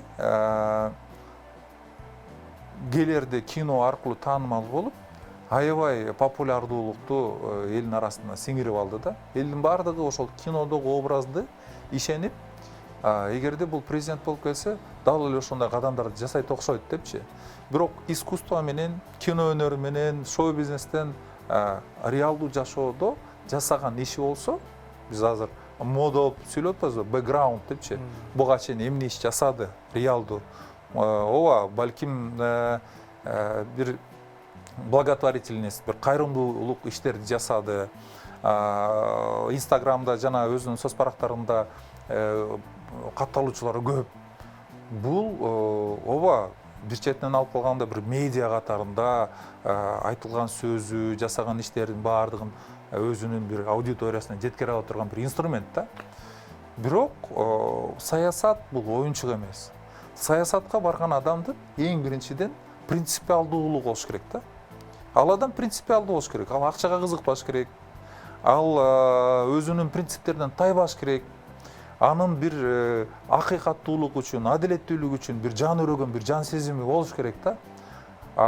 Инстаграмдагы жашоо менен реалдуулук жашоо таптакыр эки башка дүйнө. Инстаграмдагы жашоо менен, соц барактагы жашоо менен реалдуу жашоодогу жасаган иштер таптакыр башка. Саясатта өзгөчө. Орусча айтканда бекем крепкий желудок керек да, железные нервы. Анан дагы бир железный бир нерсе керек да, ал үчүн чыдаш үчүн. Шоу бизнестин арасындан чыгып келаткан адамдар дагы бар. Анча мынчасы. Ооба, шоу бизнесте дейт турганбыз, мына бул жерде Виктор Цойдун деле сүрөтү турбайбы? Виктор Цой дагы өзүнчө бир бунтар болгон. Ал ошо ырлар аркылуу бир өзгөрүүнү, биз өзгөчө могу революция болгондо ушунун ырларын көп колдонобуз да. Перемен требует наши сердца депчи. Мына ошол өзгөрүүнү каалаган бунтарлар искусствонун адамдардын арасында дагы бар, жок эмес. Оюңуз жакшы эле. оюн жакшы, жаман эмес да. Бирок алардын арасында жеңил ойлуулар бар. Бирок ошол жеңил ойлуулардын саясатка келүүсүнүн анчалык деле зарылдыгы жок. Акыркы суроо болсун. Айбек мырза өйдө айтып кеттиңиз, в чем сила деп. Күч эмнеде сиздин оюңуз боюнча? Кыскача. Чындыкта. Күч чындык. Чындыкта. Чындыкты айткан адам эч убакта жеңилбейт. Чындыкты айткан адам ар дайым күчтүү болот. Чындыкты айткан тарапта колдоочулар да болот, Кудайга дагы жагат, элге да жагат, эң негизгиси өзүңө жагат да. Анткени калп айткан адам 2 жолу, 3 жолу калп айтышы мүмкүн, бирок 4-үнчүсүнө жаңылып калат да. Анткени чындык биздин өзүбүздүн денебизге сиңип калат экен да. А калп бул ойлонуп табылган нерсе да, ал сиңбейт. Ошондуктан калп айткан адам ар дайым жеңилет, чындыкты айткан адам ар дайым жеңишти болот. Мынакей. Урматтуу телегөрүүчүлөр, бизде конокто Айбек Турдалиев, медиа эксперт. Дайым эле келип туруңуздар. Бүгүнкү эфир биринчи жана алгачкы болсун, улантып адрес издеп калдыңыздар. Эфирге дайым келип турабыз. Аябай кызыктуу коноктордун катарын толуктадыңыз. Биз болсо унутабыз, алдыда жакшынакай сюжет, жашоонун маңызы.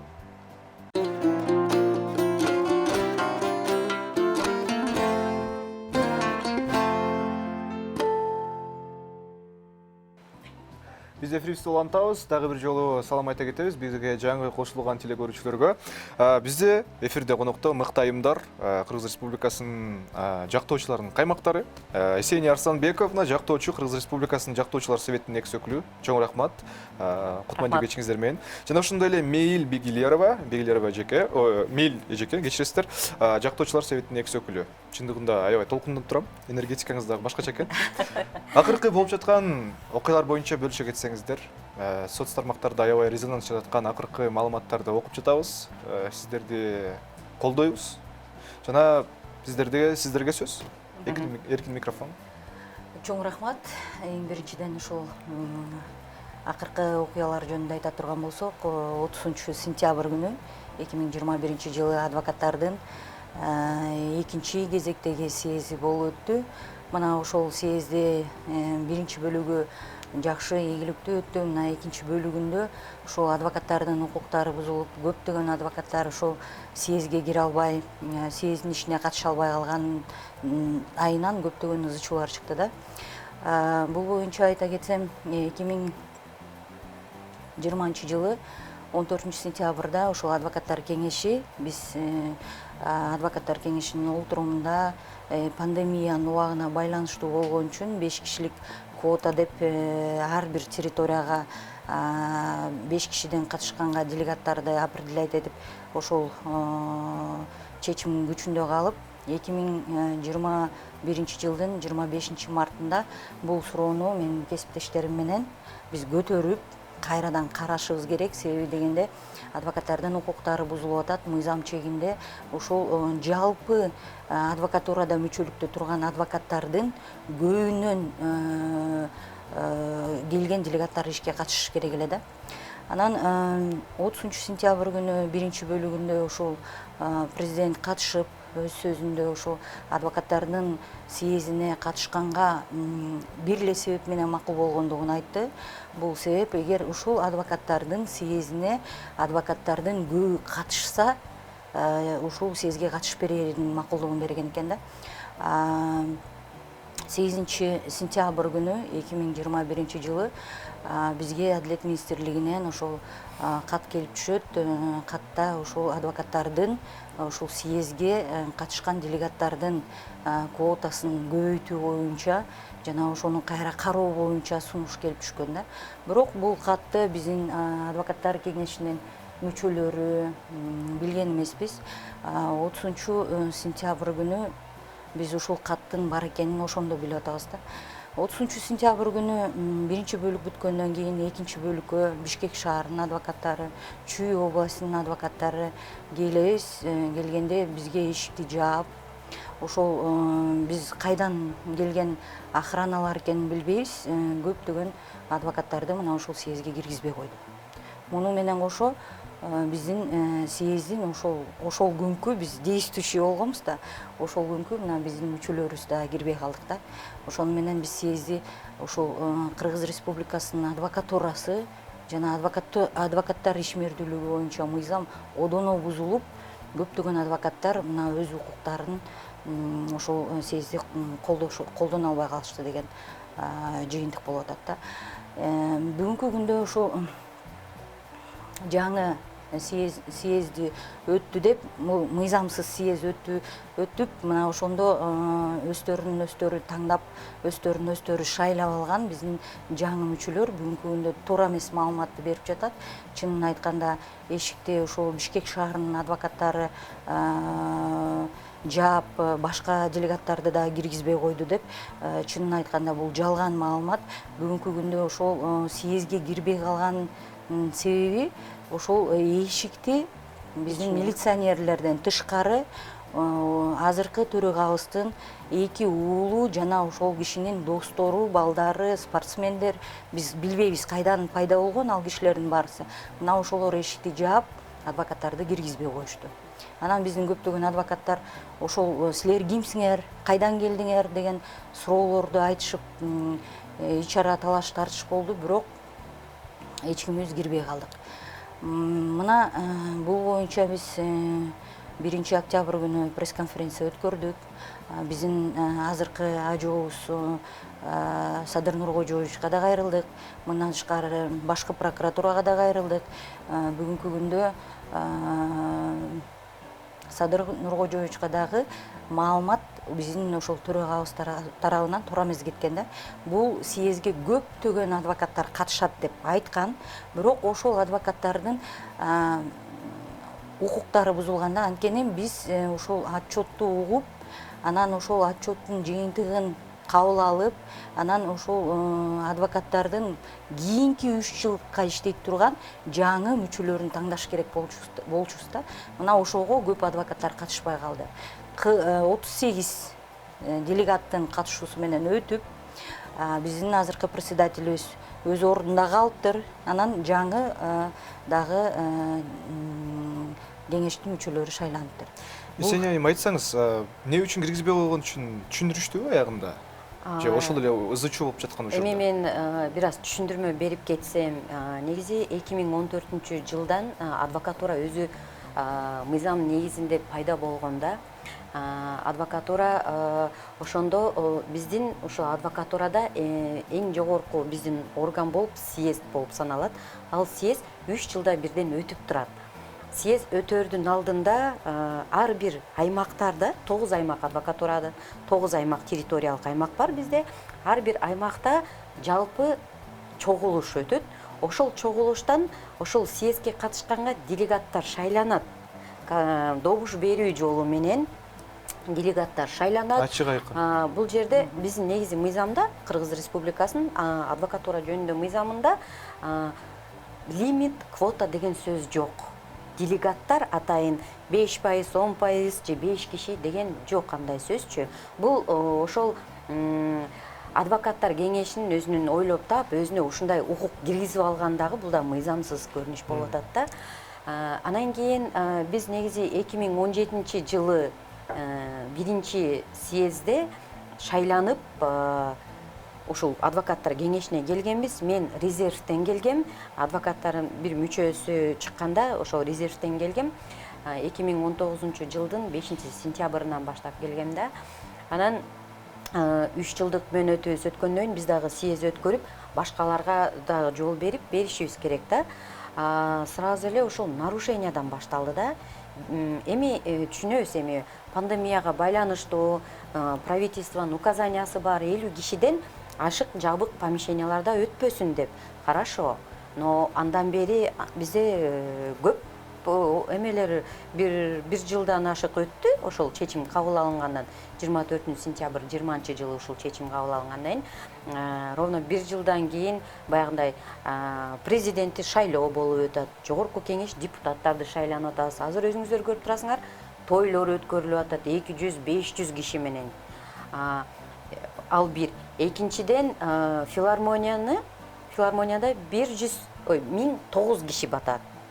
ар бир адвокатты чалып съездге катышасыңар, келгиле деп чакырып телефон аркылуу, балким келбей да калышабы адвокаттар деп Бишкек националдык университетинин юридикалык факультетинин 3 курсунун студенттерин баарын окуп аткан сабагынан алып келишип ошол жерге залды толтуруу болчу да. Бул дагы биздин ушул президентибиздин алдында сөз берген да, бүт адвокаттар катышат деп. Бир какой-то бир көз боемочулукта мына зал толтура, бар адвокат. На самом деле студенттер менен толмок да. Жарымысы адвокат болду, жарымысы и так эле студент болду. Бул бир, экинчисинен действительно саат 2-де экинчи бөлүгү болот деди. Экинчи бөлүктө съезде 9 делегат отурмакпыз. 9 адвокаттар кеңешинин мүчөсү отурмакпыз.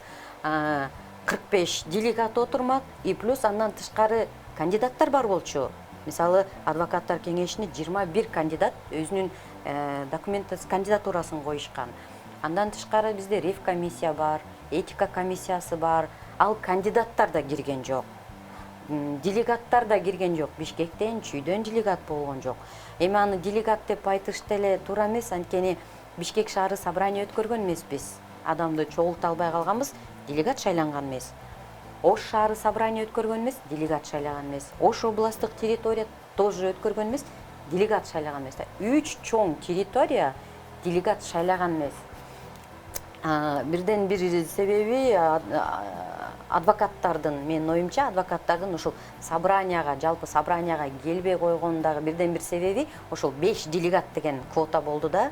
Анткени ар бир адвокат делегат болуп барып шайланып, ошол жерде съезден биздин адвокатуранын эң мындай чоң орчундуу маселелерди чечишибиз керек. Бишкек шаарында 1200 адвокат бар. Бул жалпы адвокатуранын жарымысы. Ошол жерден 5 адвокат кантип ушул 1200 адвокаттын кызыкчылыгын ошол жерде айтат, жеткирет. Биз мурда 10% менен келгенбиз. 100дөн ашык делегат болгон, көп чоң маселелерди чечкенбиз съезден, мыйзамдуу өткөндө. Анан бул жерде делегаттагы ушул айтып өткөндөй жалпы чогулушта көпчүлүк колдоо менен өтөт. А бул жерде болсо ушул Райымкуловдун председательдин сунушу болуп атат да. Эми собрание өтпөй калды, делегат жок. Келгиле ошол территориянын, аймактын 5 мүчөсүн, башкары правлениянын 5 мүчөсүн биз делегат кылып назначать этелик деп атат. Бул жерде дагы мыйзам бузуу кетип атат да, биздин өзүбүздүн мыйзамыбызды бузуу. Анткени адвокаттардын кеңешинде төраганын андай укугу жок, делегаттарды дайындаганга укугу. Ошол болуп жаткан жаңжал боюнча бизде WhatsApp номерине дагы жазган суроолор бар экен. Жарнамадан кийин биз маегибизди улантабыз жана ушул суроолорду беребиз. Бизден алыстабаңыздар. Кечтин кезекчиси Адилет Каиров. Биз эфирибизди улантабыз, эскерте кетейин, бизде конокто Есения Арсланбековна, жактоочу Кыргыз Республикасынын жактоочулар советинин экс өкүлү, жана ошондой эле Бактыбек Жумашев биздин эфирге жаңы кошулду. Ассаламу алейкум. Бишкек территориалдык адвокатурасынын жактоочусу жана ошондой эле Мейил Бегилерова, жактоочулар советинин экс өкүлү. Чоң рахмат, ушундай аба ырайынын сууктугуна карабай жакшынакай маалыматтар менен бөлүшүп кеткениңиздер. Жана ошондой эле бизде WhatsApp номерине жазган суроолор да бар экен. Ошол жаңжалда сиздин өзүңүздөрдүн да укуктарыңыздар бузулду. Ошолор боюнча конкреттүү айта кетсеңиздер. Албетте, мисалы мен жеке өзүм жөнүндө айтып кетсем, сиз азыр айтып кеткендей, Бишкек территориялык адвокатуранын жөнөкөй мүчөсүмүн. Анан ушу адвокаттардын курултайына сезине мен добуш менен катышпасам да делегат болбогондон кийин. Бирок ошол жерде отуруп угууну, көрүүнү менин толугу менен укугум бар. Албетте, биз ай сайын жанагындай мүчөлүк төлөйбүз. 200 сомдон эми элестетип көрсөңүз, бир Бишкектин ичинде бир 1000ден ашык адвокаттар болсо, ай сайын ошончо акча которулат биздин счетубузга. Анан албетте ал акчаны төлөп аткандан кийин биз толук укугубуз бар, ошол акча кандай сарпталат, кайка жумшалат. Анан ошол жана башка маселелерди угуш үчүн, мен өзүм кызыктар болуш үчүн, мен ошол курултайга кирейин деген ой менен баргам. Анан түшкө чейинки мен коллегаларым айтып берди болуш керек, түшкө чейинки жанагындай президент сүйлөгөндө, башка чет өлкөлүк адвокаттардын өкүлдөрү келип сүйлөгөндө азем жагы бүткөндөн кийин түштөн кийин саат 2-ге келди деп айтты ошо уюштуруучулар. Биз чыгып чай-пай ичип келип саат 2-ге келдик. Саат 2-ге келсек, эшикти култап турушуп алды. Бизге бир бейтаныш эле балдар. Адвокатурада иштебейт, адвокатурада эч кандай тиешеси жок. Ошол эле жерде милициялар турат. Милицияларга сурап атабыз, чара көрүңүздөр, бизди бияка киргизгиле. Биздин бияктан сезге катышат турган укугубуз бар. Жолтоо болуп атат, бизге тоскоол туудуруп атат десем, алар эч кандай реакция кылбай коюшту.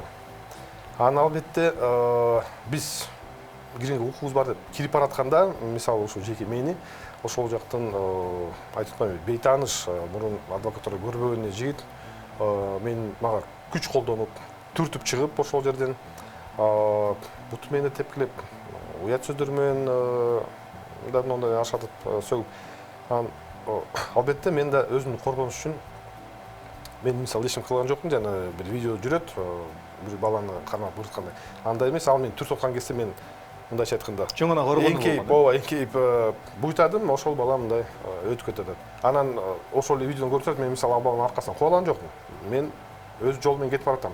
Ал бала кеткенден мен киргенге аракет кылдым, бирок биринчи эшиктен эптеп өттүк, эшик ачык калды, өттүк. Экинчи эшикти ачпай койду ошол ойдон.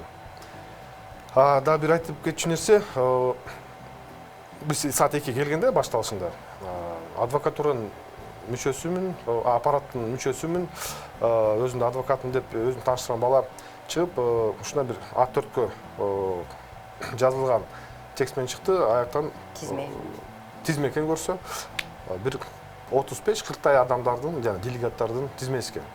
Ошолор гана кирет деди. Биз албетте делегаттарда, мага окшогон жөнөкөй адвокаттарда өзүнүн нааразычылыгын билдирип эмне үчүн? Анда башын айтпайтпын, анда биз келбейт элек, андай боло турган болсо. Анда биз башкача чара колдонот элек, мыйзам чегинде. Мисалы, биз бул менен макул эмеспиз деп, мисалы анда соттошмок белек. Бирок бизге андай шарт айтылган эмес болчу. Ченелүү адам кирет деген. Антип эч ким айткан эмес. Ошон үчүн мен өзүм суроо узаттым. Ким айтты? Ошо тизме менен гана киргизет депчи. Тизмеден ашык башка эч ким кирбейт деп ким айтты десем, ошол адвокатуранын өкүлү айта албай койду. Айтпай койду. Мындайча айтканда, суроодон баш тартты да, кадимкидей эле. Мен буну айта албайм деп койду. Ошондо шартта албетте биздин укугубуз одоно түрдө бузулду. Ошол адвокаттардын курултайына катышууга делегат катары эмес, көрүүчү катары, угуучу катары маалымат албай калдык. Адан тескерисинче биздин мындай кандай десем, моралдык, материалдык да зыян учурадык да. Адилет ошол айтып кетчү нерсе, ошол 24-сентябрда ошол жана чечим кабыл алынгандан кийин 5 делегат деп бир кезектеги да бир жыйыныбыз өткөндө мен айттым, болбойт, мыйзамсыз, бизде укук жок, келгиле карайлык, болбосо мен бул чечимди сотко кайрылып жокко чыгарууну сурайм дедим. Эми баягы биз өз ара иштерибизди көп нерселер жабылып жүргөн, айтылбай, коомчулукка чыгарбай, өзүнчө жабылып жүргөн иштер көп, ал нерселер. Канча кылмыш иштери бар, аларды деле көп чыгарбай эле жабылат да. Анан жок, канча андан тышкары канча заседание болду, жок. Мен повестка дняга киргизебиз, каралбайт, 5 добуш менен калып калат, көбүнчө добуш мененчи. Анан айла жок, сотко кайрылганга туура келди да. Ал сотко кайрылаардын алдында, жанагындай соттун алдындагы бир өзүнүн процедурасы бар. Адвокатурага кат жаздым. Мен сотко кайрылгантам. Дагы бир жыйын өткөрөлүк, карайлык. Анткени почти 2000ден ашык адвокаттын мыйзамын бузуп атабыз биз деп сек тоже жооп жок болду. Ошондон кийин мен Ленин райондук сотуна кайрылдым. Анткени адвокатура Ленин райондук сотунун аймагында жайгашкандыгынан Ленин райондук сотуна кайрылып, бүгүнкү күндө ошол июндан бери бүгүнкү күндө бүгүн эртең менен 8:30 сот болду, 11:30 чейин 2 саат каралды. Бүгүн араң биз биринчи процессти баштадык да. Июндан баштап. Негизи 2 айдын ичинде негизи соттор мындай иштерди карап, жыйынтыгын чыгармак да. Ушуга жараша да сурай берейин деген болчумун. Азыркы учурда ушул маселени чечүү процессиндесиздер сиздерчи. Кандай жумуштар болуп атат? Мына азыр Сеня Арсланбековна айтып кетти. Азыркы учурда ошо Ленин райондук сотунда ушул 5 делегат боюнча доо арыз каралууда. Мындан тышкары бүгүнкү ошол доо арызга бүгүн биздин коллегалар тараптан толуктоо киргизилди. Экинчи кезектеги съезди дагы мыйзамсыз деп табуу боюнча толуктоо киргизилди. Биздин адвокаттар иштеп жатабыз. Мыйзам жолунда негизи мыйзам жолуна түшүп, мыйзам жолунда гана съезд дагы мыйзам жолунда өткөрүлүш керек болчу, адвокаттардын укуктары тебеленбей.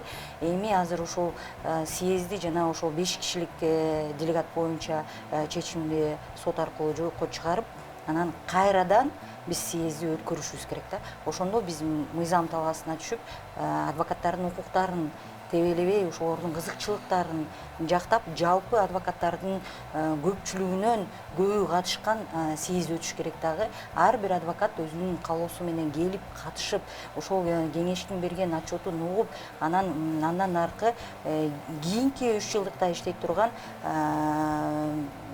кеңештин мүчөлөрүн таңдап алышыбыз керек. Мына ошондо гана биз мыйзамдуу жолго түшөбүз.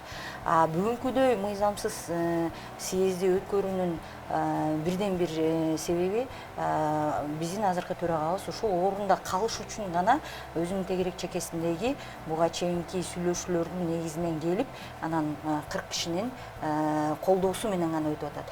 Бул 2700 адвокат болсо, бүгүнкү күндө 400 адвокаттыкы лицензиясы токтотулуп турган, 2200 адвокаттын укуктары тебеленип атат да.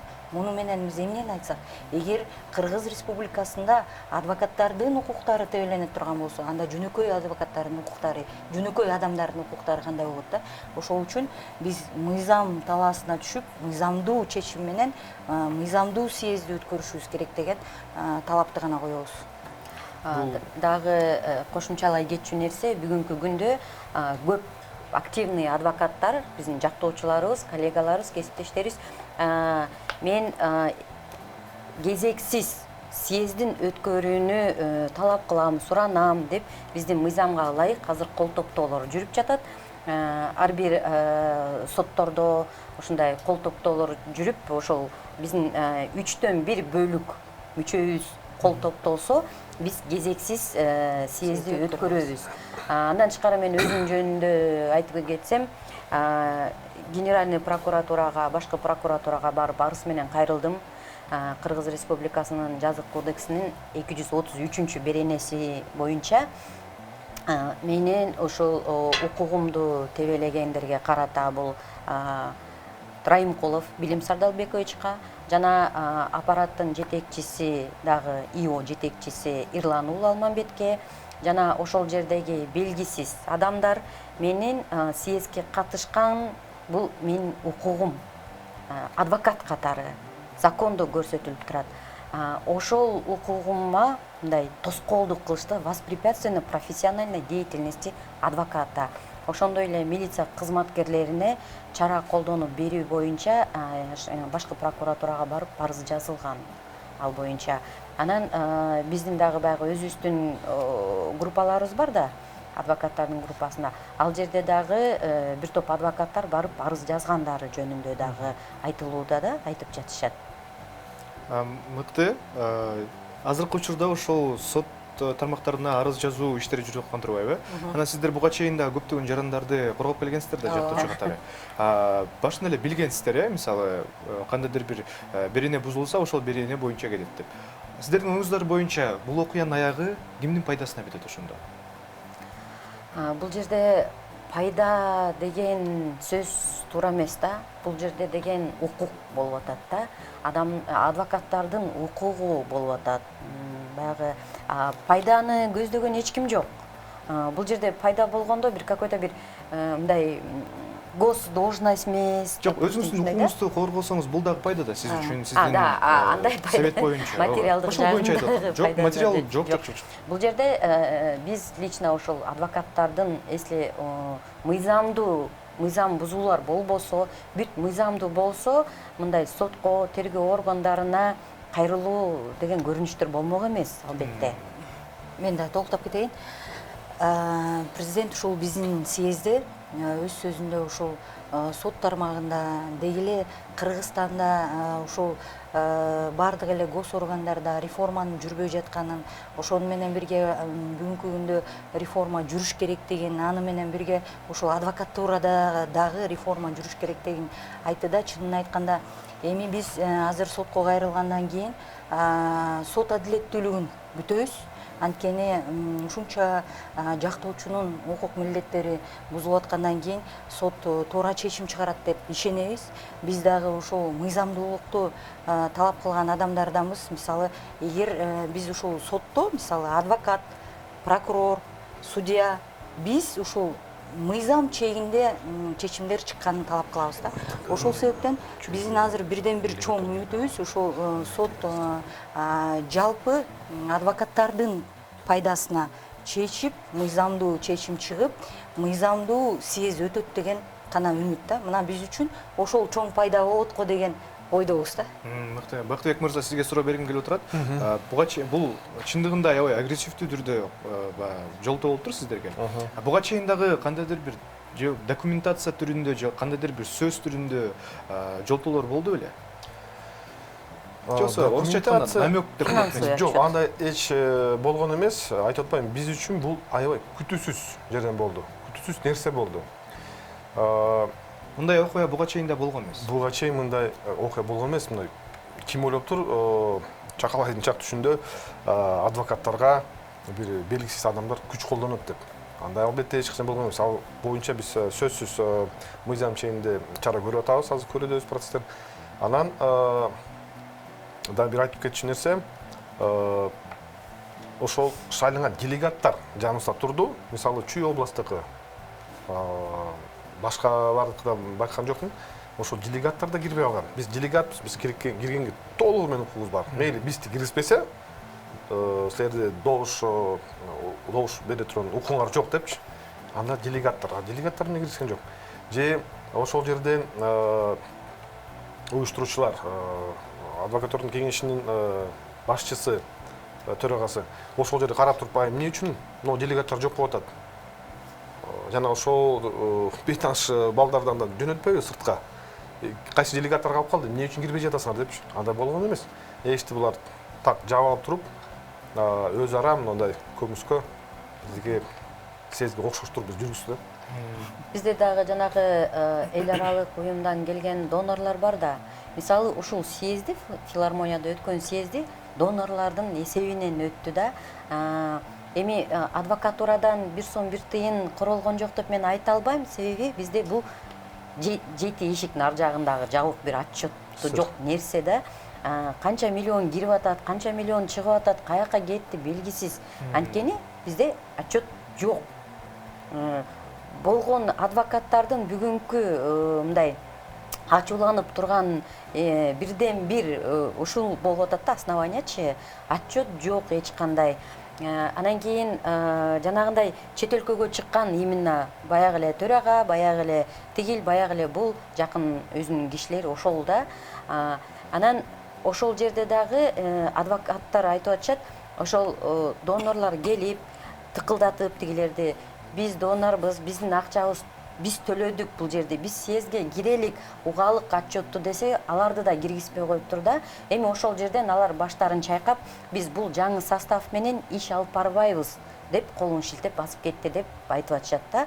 Бул жерде тоже мындай бир какой-то жаман отношение болуп калды да. Эми биз ошол международный донорлордун астында биз дагы авторитетибиз түшүп калды да. Ал жерде бир кишинин эле кыймыл аракетинин артынан целый бир структура жөнүндө сөз болуп атат да. Толуктоо айтып койсом, эми бул жерде угуп аткан көрөрмандар көбү билбесе керек, биздин мыйзам боюнча адвокатура өзүн башкарган өзүн каржылаган жалгыз бир формадагы биз институтпуз да. Мына эми бүгүнкү күндө ошол өзүбүздү камсыздап аткандан кийин, адвокаттардын төлөмдөрүнүн айынан жашап аткандан кийин биз адвокаттарга ачык айкын отчет беришибиз керек болчу. Мына ошол отчетту адвокаттар колдош керек болчу. Туурабы, туура эмеспи? Ошондой. Бизде бүгүнкү күндө мына коллегам айтып кетти, бизде баары жабык болуп, биз адвокаттардын ошол убактагы мыйзамдуу кеңештин мүчөлөрү биздин дагы бул жөнүндө эч кандай маалыматыбыз жок. Кеңештин олтурумунда бир нече жолу ошол аудитордук проверка өткөрүү жөнүндө суроолорду козгогонбуз. Бул суроолор кагаз түрүндө аудитордук проверка өткөрөбүз деп, бирок иш жүзүнө ашкан жок да. Ошол себептен биздин адвокаттардын көбү кирген жок, отчетту уккан жок. Болгону ошол 38 делегаттын катышуусу менен гана отчет анан выбор өтүп кетти да. Эми кошуп кетейинби? Мынакей коллегаларым айтып атат, эми бул эки коллегам тең кеңеш, адвокаттык кеңештин мүчөлөрү болчу. Анан албетте буга чейин көп сөз адвокаттардын арасында болуп аткан. Бул албетте жанагы мүчөлүк взностор, тыйындар кандай сарпталып атат. Ошону маселесин, ошол маселенин аркасынан кое тургандар талап кыла турганда суроо жоопту талап кыла тургандар өтөт деп эле, мындай ыңгайсыз суроо берет деп эле атайын ошон үчүн чектеп, мындайча айтканда өзүнүн командасын чогултуп эле иш болду да. Өзүнүн ыңгайсыз суроо берилбесин, курч суроо маселе коюлбасын деп эле өздөрүнчө биз билбейбиз эмне деген маселелер каралды. Буга чейин аябай курч маселелер бар болчу. Адвокаттардын арасында карала турган, адвокаттардын ишмердүүлүгүнө байланыштуу карала турган, ошол эле укук коргоо органдары менен иштешүү боюнча канчадан мисал билебиз, адвокаттар мынакей 2014-жылы уюшту, алиге чейин көп маселелер каралбайт. Мисалы алардын бири жарандарды укук коргоо органдары, мисалы ГКМБ кирип атканда телефондорун алып коет. Эмне үчүн алып коет? Же ошол эле Ички иштер министрлигинин мисалы чоңдоруна кирейин десең, аякта да ошондой жазып турат, табличканы уялбай эле жазып коюшат. Телефон менен кирүүгө болбойт. Эмне үчүн? Анткени коркушат, бир кандай десем, туура эмес, алар үчүн туура эмес маалыматты жаздыра алат депчи. Тескерисинче иштейт. Ошо туура эмес маалымат болбош үчүн туура эмес нерсени кылбаш керек да.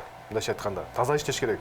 Жок, ошо таза эмес иштеген боюнча маалымат кетип калбасын деп телефондорду калтырылат. Адвокаттар түздөн-түз, мисалы мен практикамда көп, мен ошо укук коргоо органдарынын жана сотрудниктерин мисалы, туура эмес кыймыл аракеттерин видео тартып маалыматтарды чыгарганда, коомчулукка чыгарганда дайыма реакция болуп, чара колдонуп, бул боюнча иш жүрчү.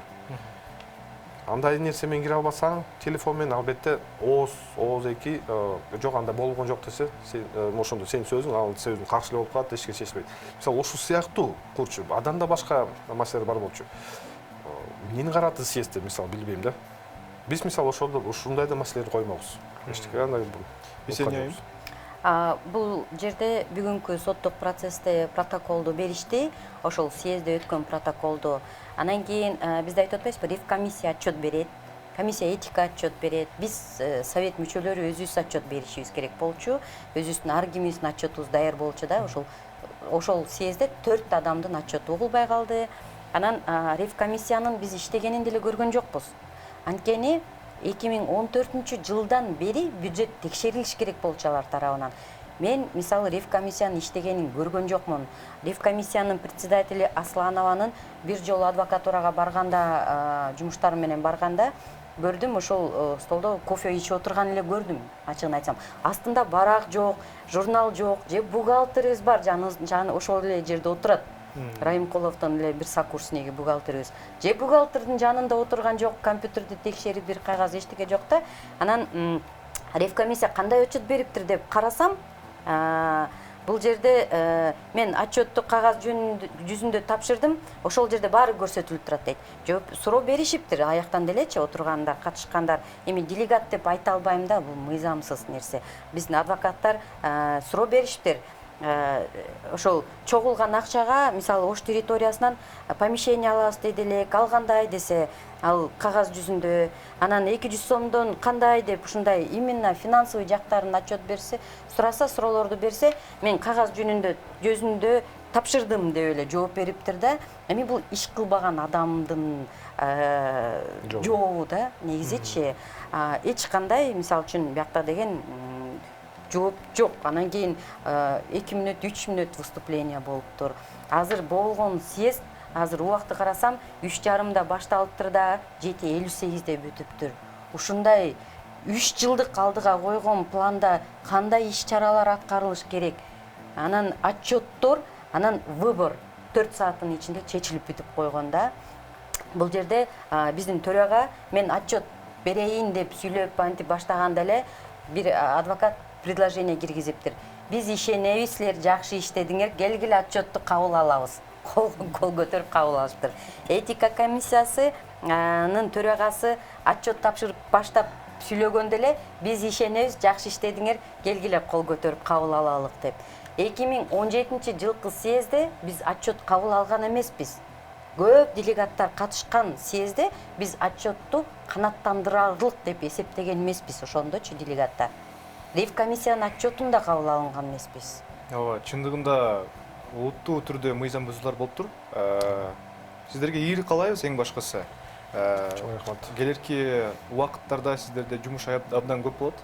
Ошондуктан жеңил жумуш каалайбыз жана эң башкысы эң актуалдуу ден соолук каалайбыз. Урматтуу телекөрүүчүлөр, бизде эфирде Эскиртеги Енисей Арсланбекова, жактоочу Кыргыз Республикасынын жактоочулар советинин экс өкүлү, жаман оглатат болуш керек, бирок азыркы учурда ушундай. Бактыбек Жумашев, Бишкек территориалдык адвокатурасынын жактоочусу жана ошондой эле Мейил Бигилерова, жактоочулар советинин экс өкүлү. Чоң рахмат, келип ийгилик. Биз эфирге чоң рахмат. Салдуда жарнама. Кечтин кезекчиси Адилет Каиров. Мынакей ушундай улуттуу жаңылыктар болуп турган учуру акыркы учурларда Кыргызстанда. Биз сиздерге жакшынакай маалыматты жана эң башкысы кеңештерди бердик деген ойдобуз. 2 саат аралыгы бою мен Адилет Каиров болдум. Бардык бизге келген конокторго берген биздин жалпы жамаатыбызга чоң рахмат жана ошондой эле да бир рахмат жакшынакай компания костюмдар магазинине айта кетчү убактыбыз бар. Ушундай жакшынакай костюмдарды алгыңыздар келсе, Таев костюмс магазиндерине кайрылдыңыздар. Сиздер менен Адилет Каиров болдум. Бул ТВ1 KG телеканалы жана иш күндүн кечи теледолбоору. Сиздер менен көрүшкөнүмө абдан кубанычтамын. Эң башкысы ден соолук жана ден соолук. Көрүшөбүз.